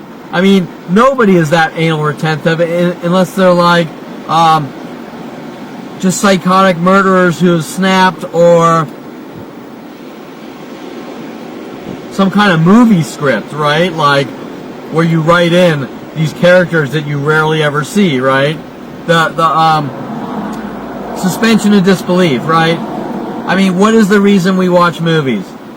Because it's not true, because it's fantasy, right? That's why we enjoy movies. If we watched movies because they were true, then you'd have to be like a demented psychotic, right? Like, if you watch a horror movie and you think it's true and you're like, that's fucking hysterical because you think it's true, that that's how life is, then yeah, you're crazy, right? But the reason everyone loves horror movies, or whatever, whether it's a horror movie, whether it's space movies, whether it's a fantasy with dragons or whatever, we enjoy the movie because it's something different than what we see every day, right? That's why we enjoy it. Not because it's what we see every day. And that's common sense. For example, if I grab the camera and I just videoed myself talking to people all day, right? And no edits, no special effects, no nothing, you would be bored shitless in the first 10 seconds, right? Hence why suspension of disbelief, fantasy, fiction exists. So that you enjoy it, so that you're entertained. If it's real, you're bored out of your mind.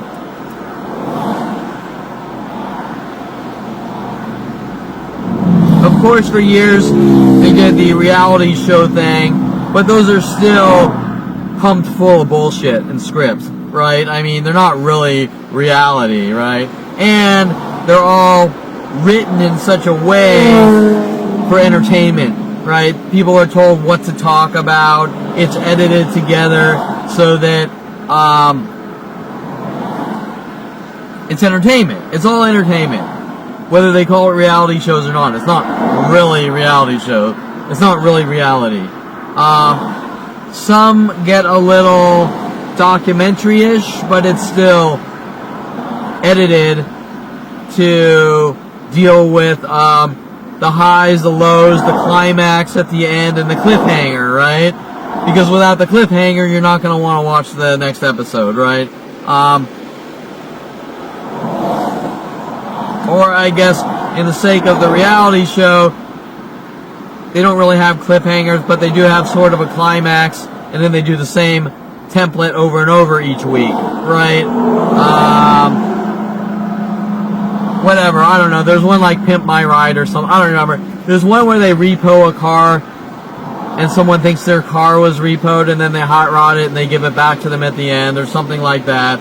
And so, obviously, the climax is the expression from the guy that, oh, my car wasn't really repoed and you did this for me, and that's great. And so, that's where the peak and the climax is, and then you're like, yay, right? And then they do that same template every week, right? I am definitely not a reality show type person. I was born before that generation, and I never, sorry, I'm looking who came behind me and parked behind me. It looks like a Dodge, probably Ram pickup, I'm not sure.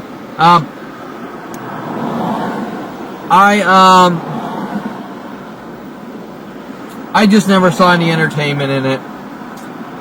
Not my thing. For me, it's a combination of a really good story and fantasy, like special effects. Whether I do like horror movies still, even though my family has launched a worldwide campaign to kill me over my brother showing me horror movies with his friends as a kid, trying to say that's somehow a crime. Of course, it's not a crime for him, just for me. Makes no sense.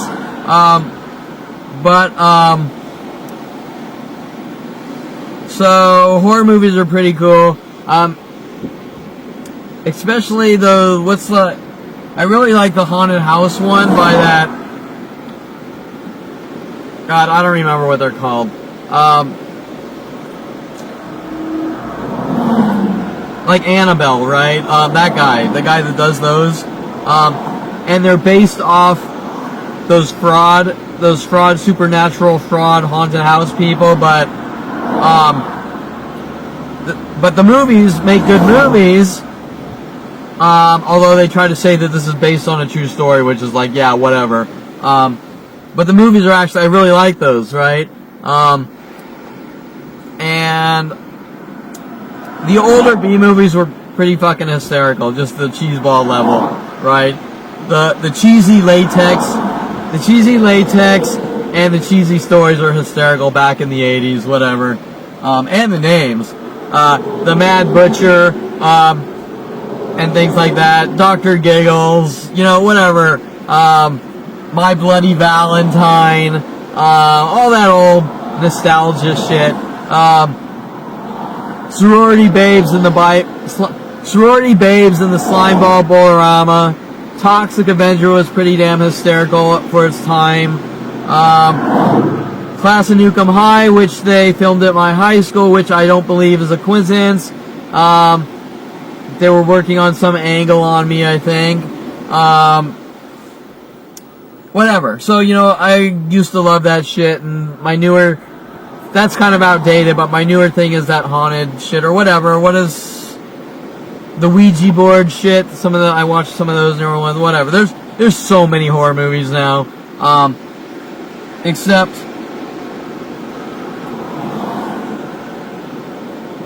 now, with the visual effects, some of the horror movies can get pretty freaking freaky, like gross, right? Like back in the 80s, like when you're watching like the arms and legs fly off, it had this cheeseball look to it, right? You could see the latex, or like Quentin Tarantino, right? It looks fake, right? But now we have the technology. A lot of the newer stuff is just, some of it's pretty freaking gross, actually, because it looks so real, right? But now, I watch horror movies more once in a while, but I'm more into the fantasy, right? Like whatever, like the movie Gravity, I thought was cool. Or I like the space movies, whatever. Passengers, is it Passengers or Passenger 57? I'm not sure, but Passengers was a cool movie, although there was a lot of tangents or parallels that they threw in, kind of directed, I think, from my life to sort of rub in what they're doing to my life to make me feel like I'm a bad person or whatever. Still a good movie, and I like that type of movie. And the older ones, 2001 Space Odyssey, 2010 Space Odyssey. The Star Treks are pretty cool. Love Star Wars. Has nothing to do with Alexis Amore loving Star Wars. And if anything, she probably got into Star Wars because I like Star Wars. Now, I'm not some crazy Star Wars dude that walks around with a Darth Vader mask on or anything, but Star Wars, pretty cool. I actually like the original Star Wars better than when they started doing the prequels, because the prequels were too CG-ish, too animation-ish. Like, I like A New Hope, for example. I like that better than the prequels because it the effects aren't overkill and it's more how it would be in real life, as if someone was up in space, right? That's kind of and you notice the pattern is after they did the 3 prequels, the ones they're doing now are more realistic, like A New Hope is, less cartoony. I don't know how you explain it. Less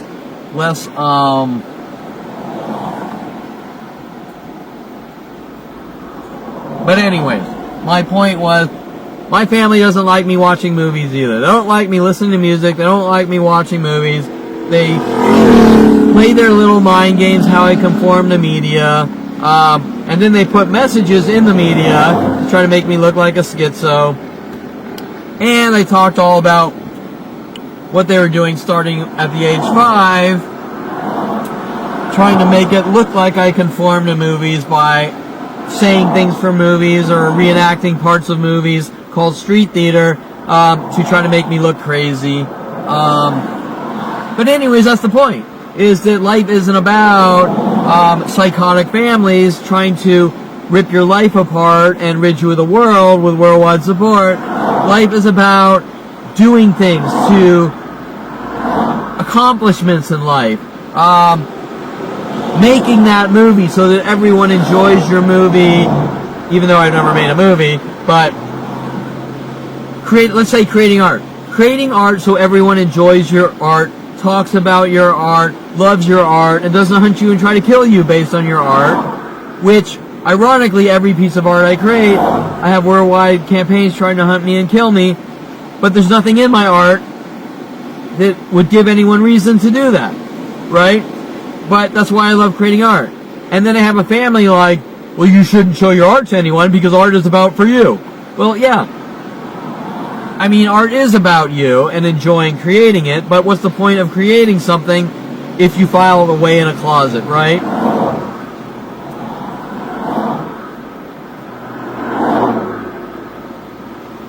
Of course, then they'll try to collect art that nobody's seen of mine and use it against me with the opposite argument, right? So then you watch them flip from this argument to the polar opposite argument based on how they can destroy your life, right? Showing their true colors and motive. But anyways, that's why I love creating art. I mean, I love creating everything. I loved when I was building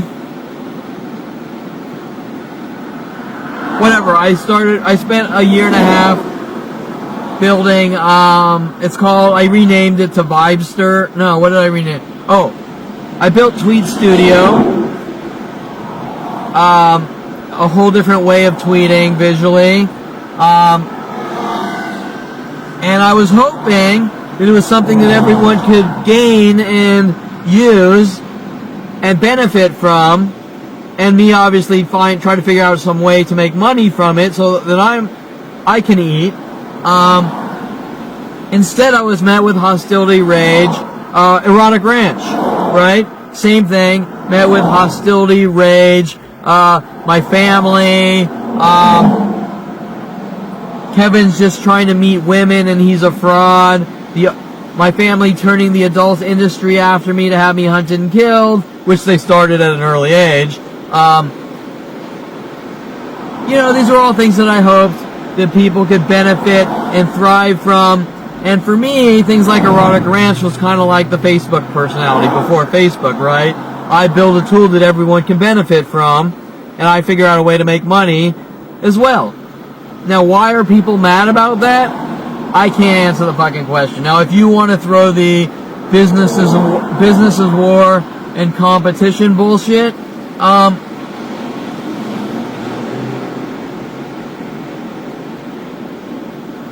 it was a Dodge.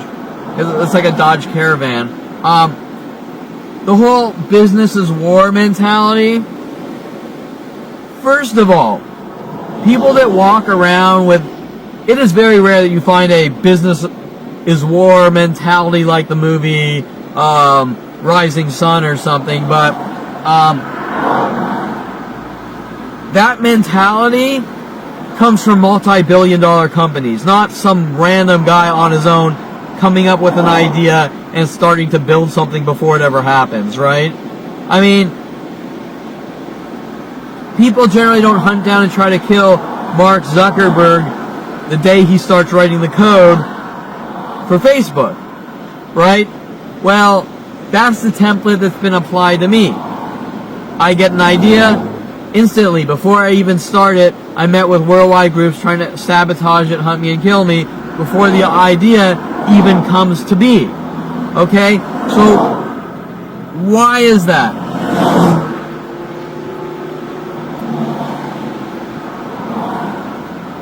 What is the reasoning? The reasoning is because my family, with the police and government, don't want me self-sufficient, supporting myself, making money, having friends, having a life. They want to lock me in a jail starting at 5 years old and torture and kill me for reasons I can't comprehend, because whether you think I intentionally threw water and mud on a car or not at 4 years old doesn't explain what we're seeing, right?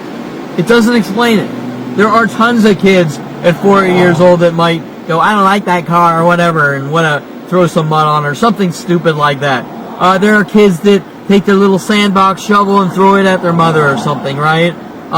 These aren't things that launch worldwide murder and government kill operations.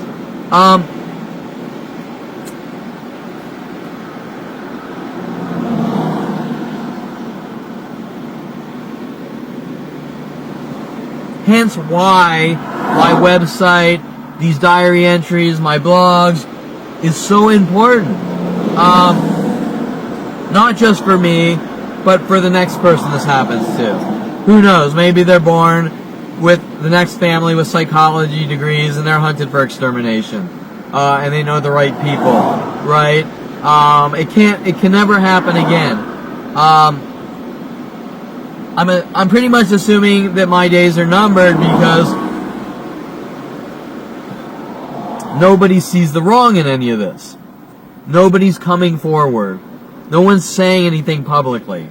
Nobody thinks, no matter how many people I tell, very rarely someone says this needs to stop and people are going to get together and stop it, right? They all just sit there, die. And the neutrals just go, oh, whatever, I don't care, just die. But,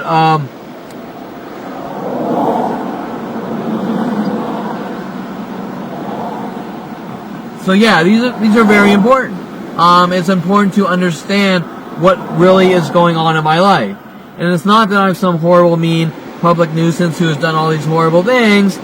I grew up in a paranoid psychotic, a family of paranoid psychotic murderers, and they got what they wanted starting at 5 years old, and larger worldwide groups keep coming after me to have me killed for reasons I can't comprehend.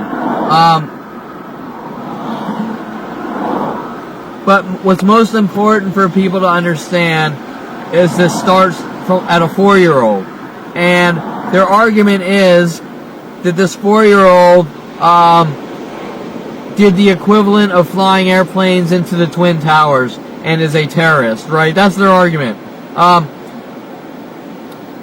Some water and mud on a car, which is harmless, is the same thing as flying 747s into the Twin Towers, right? I mean, that's their argument.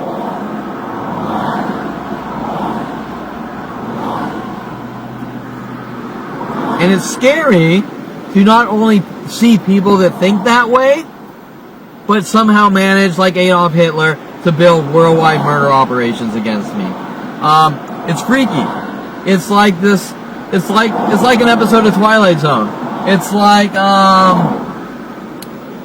you're looking at a guy, and this isn't a literal, but you're looking at a guy that kind of like is that guy who spent his life traveling the world, feeding and sheltering the homeless. And I don't know if I want to take it that far, but and all of a sudden he turns 29 and he wakes up and there's a worldwide campaign. You can't be trusted. We're going to kill you with an entire planet full of people. And I'm not talking like the movie Volunteers, because that's a movie. And I know people are like, well, he takes lines out of the movie and makes jokes from the movie The Volunteers.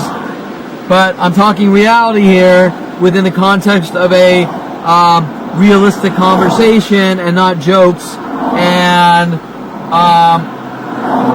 I spent my life giving and helping, and I have been met my entire life with how do we hunt down and kill this guy with worldwide support. And so it's like it's the Twilight Zone, right? You wake up and you're like, am I really seeing what I'm seeing? It doesn't make any sense. It's something... It's as if you're in a movie, a complete movie that couldn't happen, and hence that's probably why my family's doing it, because they want to make it look like I conform to media and don't have a grasp on reality and things like that. Yet you're talking to the most well-grounded, stable person known to man, especially compared to my family, where they're just fucking off in la-la land, have no concept of reality. Example, my stepfather, Arnold Silver, thinks if you go to a gym 4 times a week, you have OCD, and that's somehow unhealthy for you. Okay? Well, I've never heard of someone telling you that going to the gym is unhealthy for you, even if you go 7 days a week, right?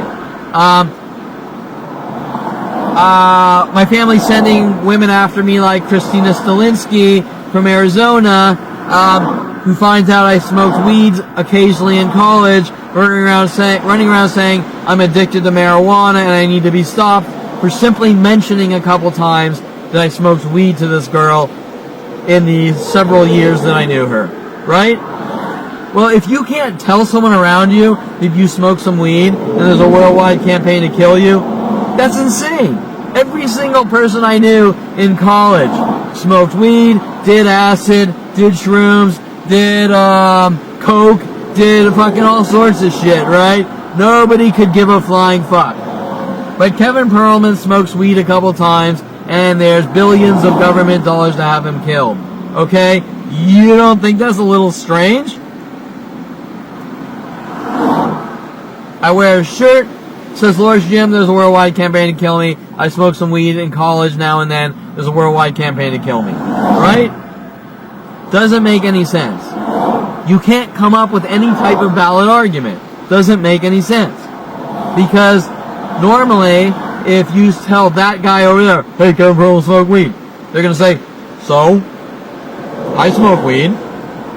I've smoked weed, I smoke weed. Or they may say I don't smoke weed, but whatever. Because people in college smoke weed. Who the fuck cares? Right?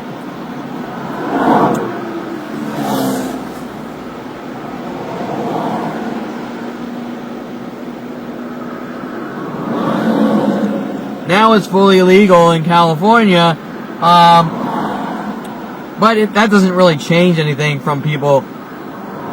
Everyone smoked weed. I mean, before it was legal, if you were to put like a number on the amount of people that smoked weed before it was even medicinally legal, I would say a good 30-40%, right? Okay, so it's kind of like drinking alcohol during the Prohibition days. Nobody's going to come after you normally for something like that. So it's fair to say that they're going to use it as an excuse to have you killed because they don't like you. But normally no one would give a shit. Anyways, I'm drained, so I'm going to just sit here. We can watch the sunset here. Let's see. There. Pretty cool sunset, right? Not really a photographic one, not enough clouds and cool things, but pretty colors. We got pretty colors.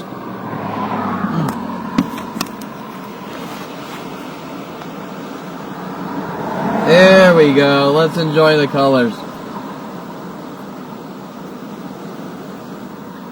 Because life is supposed to be about enjoying life. We make money to eat. We make money to be happy.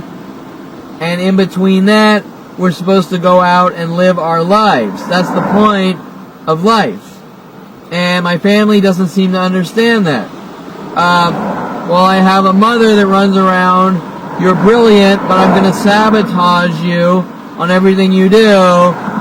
They have this mentality like you're never allowed to leave your house. You're only allowed to make money. You're not allowed to have relationships. You're only allowed to make money. But we're going to sabotage you from making money. Right?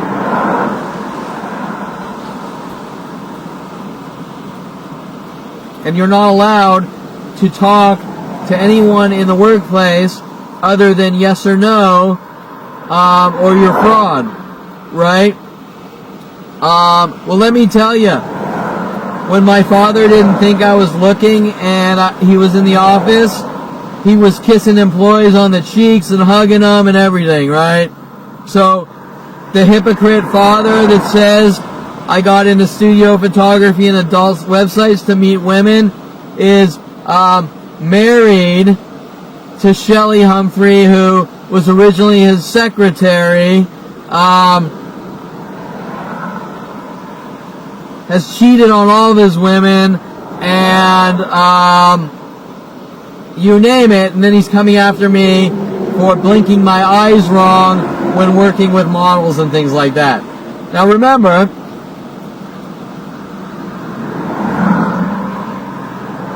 out of all the adult websites I've built, out of all the studio shoots I've done, out of all the coffee shops I've been to, I've never asked out one girl, right? There was only one girl that I told I liked in a work environment, and that was Mila, and that was the end point for me. That was really when Mike Huntley was, I've given you enough rope to hang yourself with. But yet, all the fucking strippers are dating the DJs and employees in the strip club and shit like that and whatever. Now, I'm not going to talk about whether it's a good idea or not to date people in the workplace, because a lot of times it can it can end up poorly. But what I am going to say is that if they're not crimes, like my family is saying that I committed a crime and I need to be hunted and killed for telling Mila I liked her, right? With worldwide support.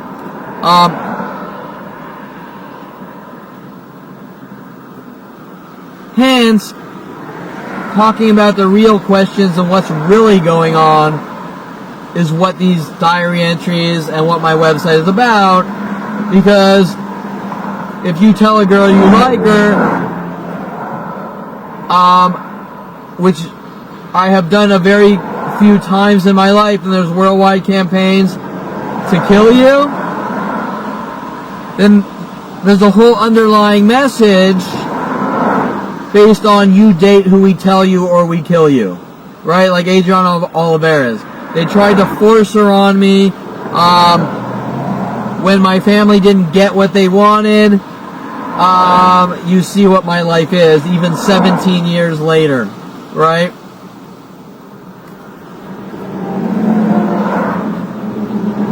Right? Like socialism, like a mix of communism and socialism. You didn't do what we told you to do. You date who we tell you to date. You have children when we tell you to have children. You marry when we tell you to marry. You name it. And then they try to make you look like some crazy weird person to cover up their crimes. With people like Aubrey Fisher sent after me.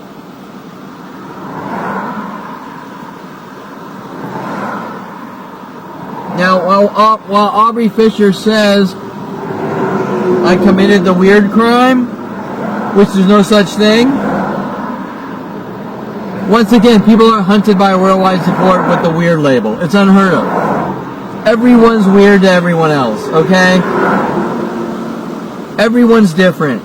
And that's what makes the world such a great place, is everyone being different and weird, right? Andy Warhol is weird to a lawyer, but he's not being hunted and killed over it, right? He's actually being praised. And so, Mark Zuckerberg's ideas. Everyone loves Mark Zuckerberg. There might be a few nut jobs out there. Well, like Elon Musk or whatever, the Tesla dude, everyone loves him, whatever, right? So, the bullshit that's thrown at me from my family with their brainwashing to try to make me think that what's going on is normal, and my father telling me weird shit that I think differently and I don't know how the world works, is just brainwashing bullshit from psychotic murderers, trying to get me to accept my fate of being hunted and killed. Just like Adolf Hitler probably told the Jews that the showers are to keep them clean and to have a better life.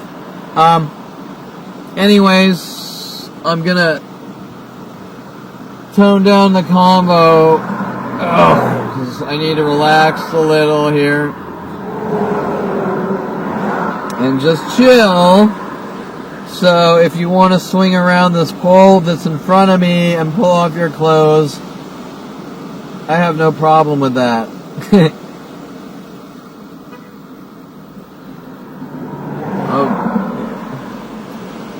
We do have another car that pulled up behind me. Can't see what they're doing though.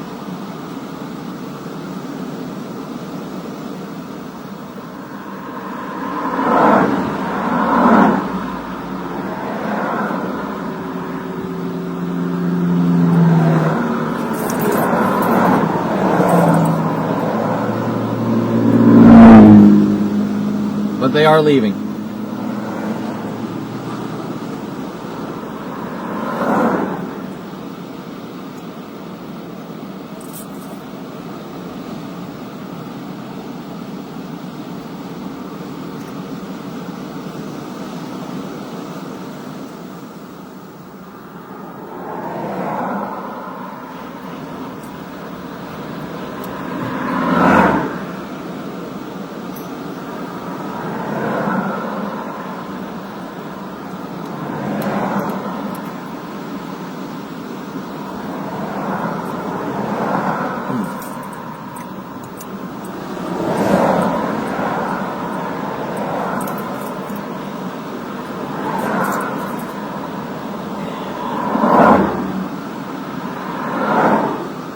It's funny, these ships, I don't know what these ships are, if they're like fishing boats or whatever. When I used to... Oop. There we go. Let's see.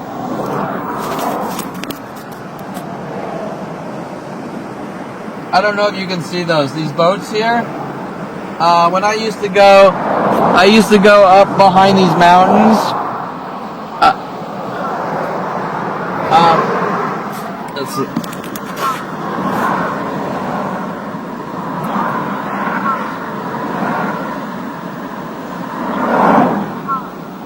I used to go up behind these mountains with my telescope doing astrophotography.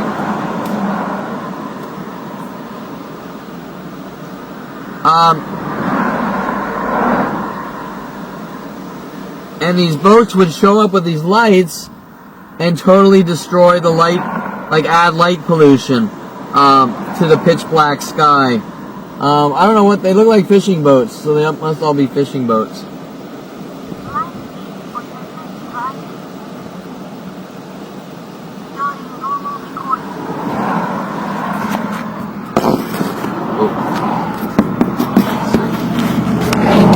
Let's see if I can get a good view of the fishing boats.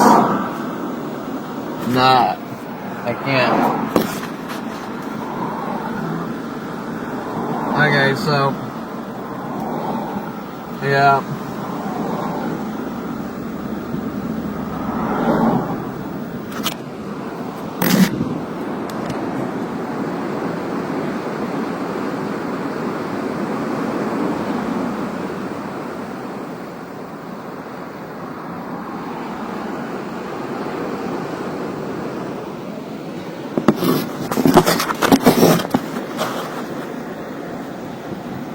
Yeah, that's the one thing.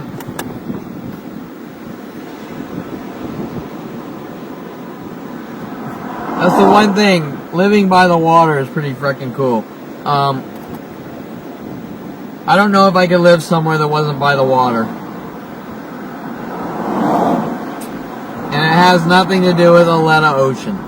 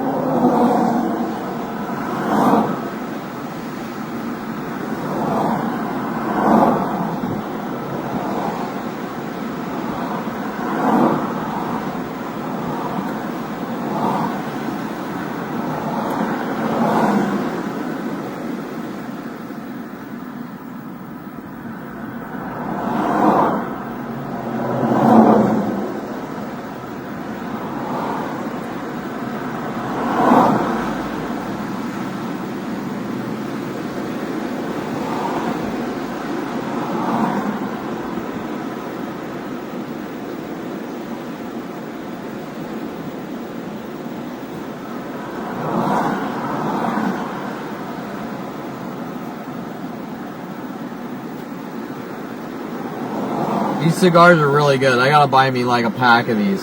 But let's see. If this cigar is like $14, and like what do? Like you buy like, let's say 50 cigars. I gotta do my Goodwill hunting math here.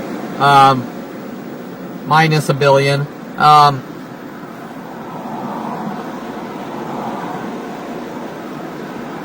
Wait, is that right? 14 times 100 is that right? 1,400? It can't be right. Split in half. Wait, 1400. See, I'm horrible with math. 14 times 100 is 1,400, right? Minus half, cut that in half is 700. For 50 of these, $700? That doesn't sound right.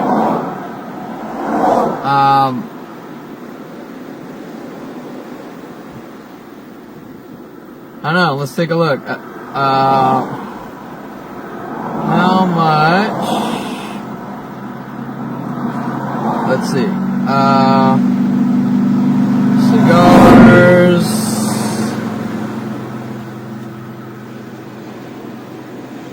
Buy. Let's just type cigars buy. What do they sell? How many cigars do they sell in a box?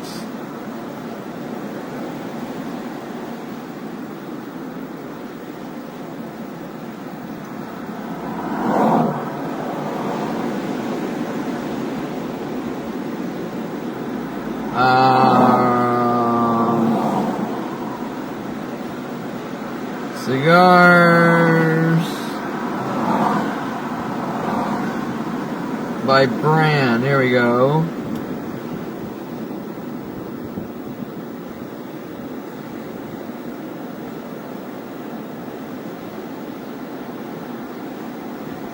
Monte Cristo Peruvian cigar. Uh-oh, Alexis Amore is going to be on the internet now. Okay, and not that I have anything against her, I don't know why she spazzes out and, like, runs around telling everyone I'm doing all these things to her. Let's see. Where is a... Come on, I want, like, a case or...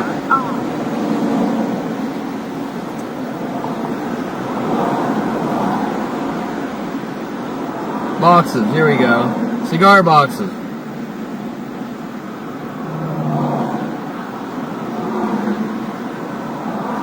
Oh, maybe I'm right. Okay.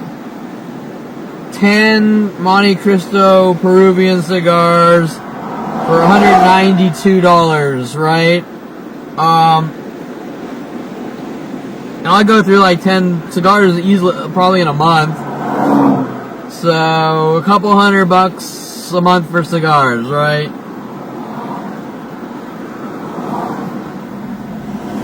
You know, on the Kevin Perlman lifestyle budget here, that's a lot of money.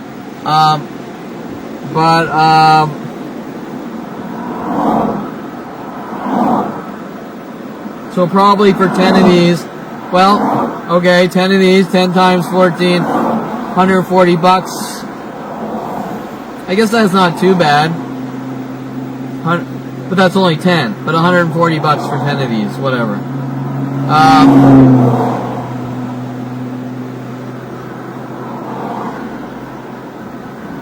Should I do the square root of 2?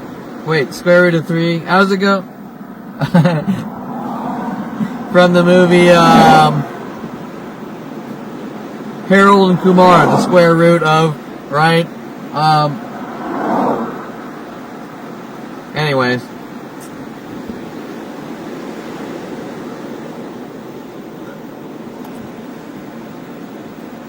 This is my little, like, babbling nonsense break because I'm kind of sick of talking about the important shit, and this is my time off, so I can understand if no one wants to watch this part of this, which I'd actually be surprised if people are sitting through the other ones, but I hope they do take the time to listen to the other ones, or all of these, whether they're driving. That's why I'm gonna have MP3s downloadable for everyone, maybe if they want to listen to me talk about my life with MP3s or whatever, now or in the future after I'm dead, whatever. I hope people do eventually listen to these, because I feel they're important, but I understand that some of these range from 2 to 5 hours of me talking, and most people probably can't sit through that, but I think the information is important and will eventually, people will need to kind of understand who I am and what's really going on, because I met with people all day and night. You don't talk, we're going to make you look crazy, you live in complete isolation, and you don't tell anyone who you really are and what's really going on, which is beyond any level of strange to me. I can't believe that that's my life, but that is the life that was created for me out of the anger, hate, and rage from my family, right? Which is beyond any level of disturbing, but they are doing it with the government, police, NSA, FBI. Once again, why? There's no real why, just the family I was born into are psychotic murderers.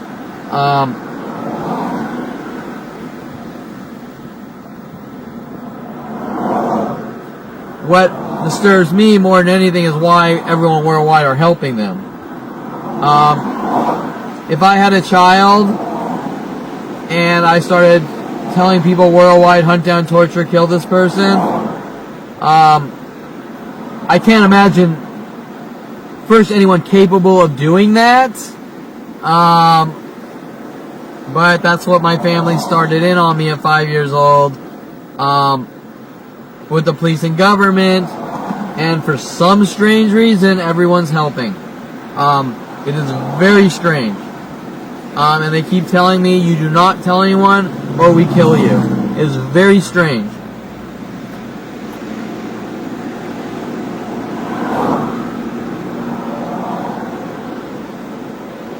Ooh.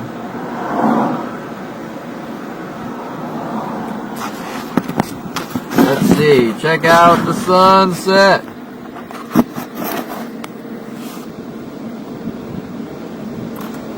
They're letting me in.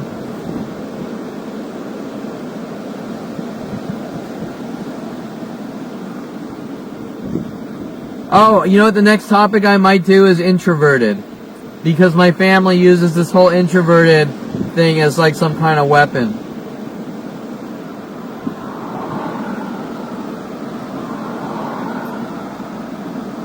Like, introverted versus extroverted. There's no such thing. I was born fairly introverted, but that's not like a defining thing, right? Like,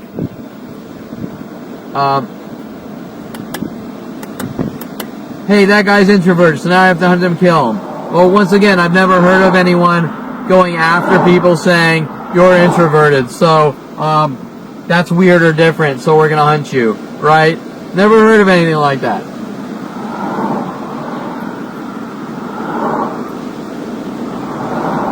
But it's like I've always said, like I say on these entries, remember I come from a family who has absolutely zero communication skills, so you can't communicate with them. You don't know where anything's coming from, you don't know why they're doing what they're doing, and to your face, you're imagining it, and we want the best for you, except when a psychotic murderer wants the best for you, it's like, I want to chop off all your limbs, or put you in heaven or hell, or something freaky like that. And in their mind, that's the best for you, right?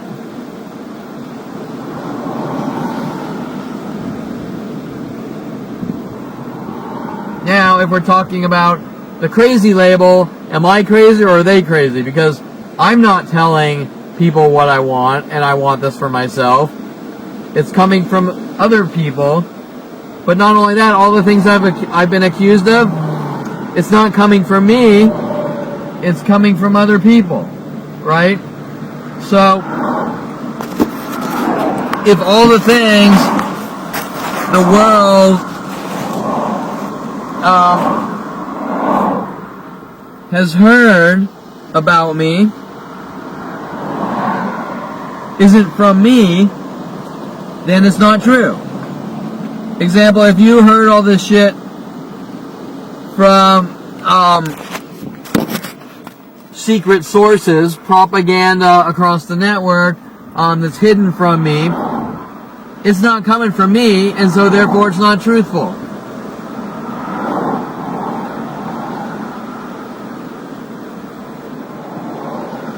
Which eventually I'm going to do a segment on how this all progressed, the technology used, how they craft their arguments, how all these arguments from other people in my family are one-sided arguments, if that makes sense. So, for example, some psycho family running around saying he can't see himself and this is who he is. Well, how the fuck does my family know who I am? They're following me around trying to get dirt on me my entire life, right? They don't know who I am. I went off to college at 18, and really, if you think about it, what does my family really know about me? Well, they knew me up until I left college, and apparently they didn't know me then because all the things they're accusing me of are other people's things, or the frame jobs or setup attempts by all these mass groups of people my entire life, so they don't really know me, right? And so it's weird talking to my parents because they have this, or anyone for that matter, but more so my family, they think they know me based on spying on me and trying to get dirt on me, but they have no clue who I am, and then to find out they never really had a clue who I was since 5 years old. Like, to tell the world I'm a bad seed for throwing water in the street and not seeing a car, and then defining that as some kind of black and white label, says that they're incapable of actually getting to know me, right?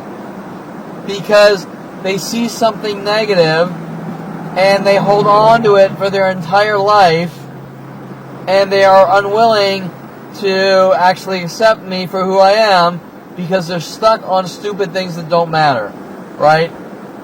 And then they give it out to the world. That's the part that is annoying or criminal, because it's one thing for my family to have the trust issues, but normally if you have a family that's that fucked up, you walk away from them and it's a done deal, right? But my family you can't walk away from because they're busy constantly telling the world lie after lie, and then saying you're imagining it, do what we say or we kill you, right?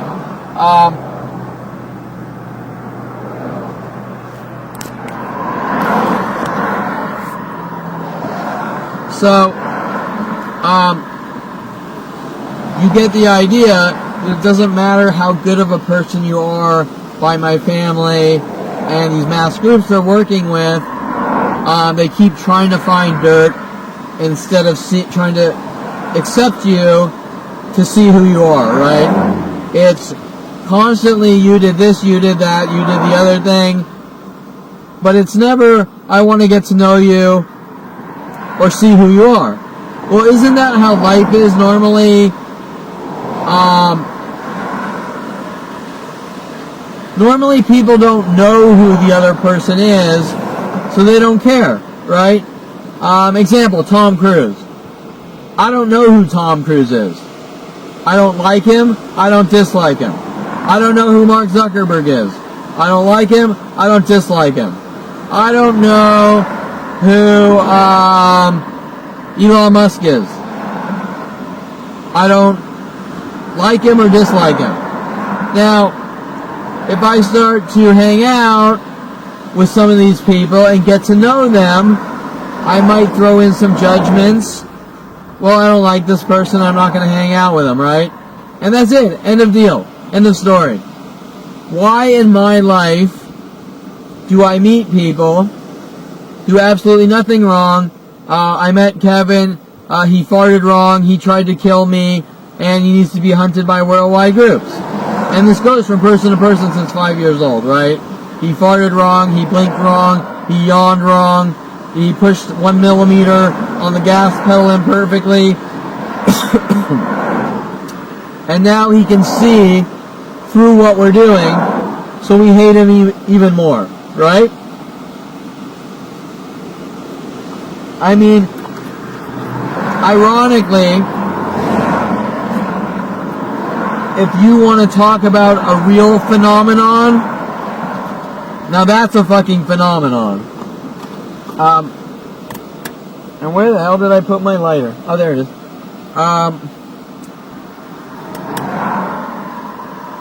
Right? That's a fucking phenomenon.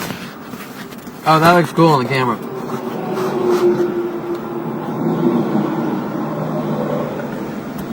This little Yi camera is fairly impressive for what it is.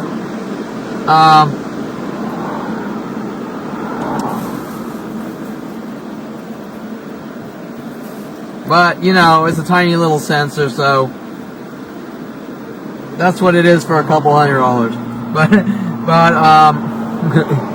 But for what it is, it does a really good job, you know.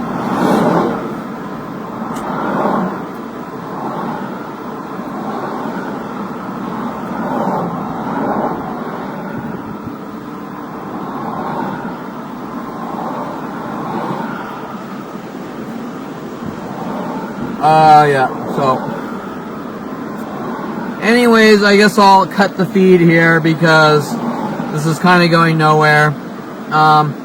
But you know, maybe you kind of see me right now, instead I'm talking about the horrible, endless events in my life. Maybe it's good that you kind of get to see a little of who I am with the guard down, just chilling out as I would talking with someone if I was out here maybe with them at the beach, kind of talking like a human being, right? And maybe that's a side that people need to see because I'm not allowed to be a person around people, which doesn't make any sense. It's very strange. My family's fucking banana ball fucking nuts, like the movie. What's the fucking movie? Oh, that was Thor, where that line, banana balls, right? Whatever. But they're fucking banana ball nuts, but whatever.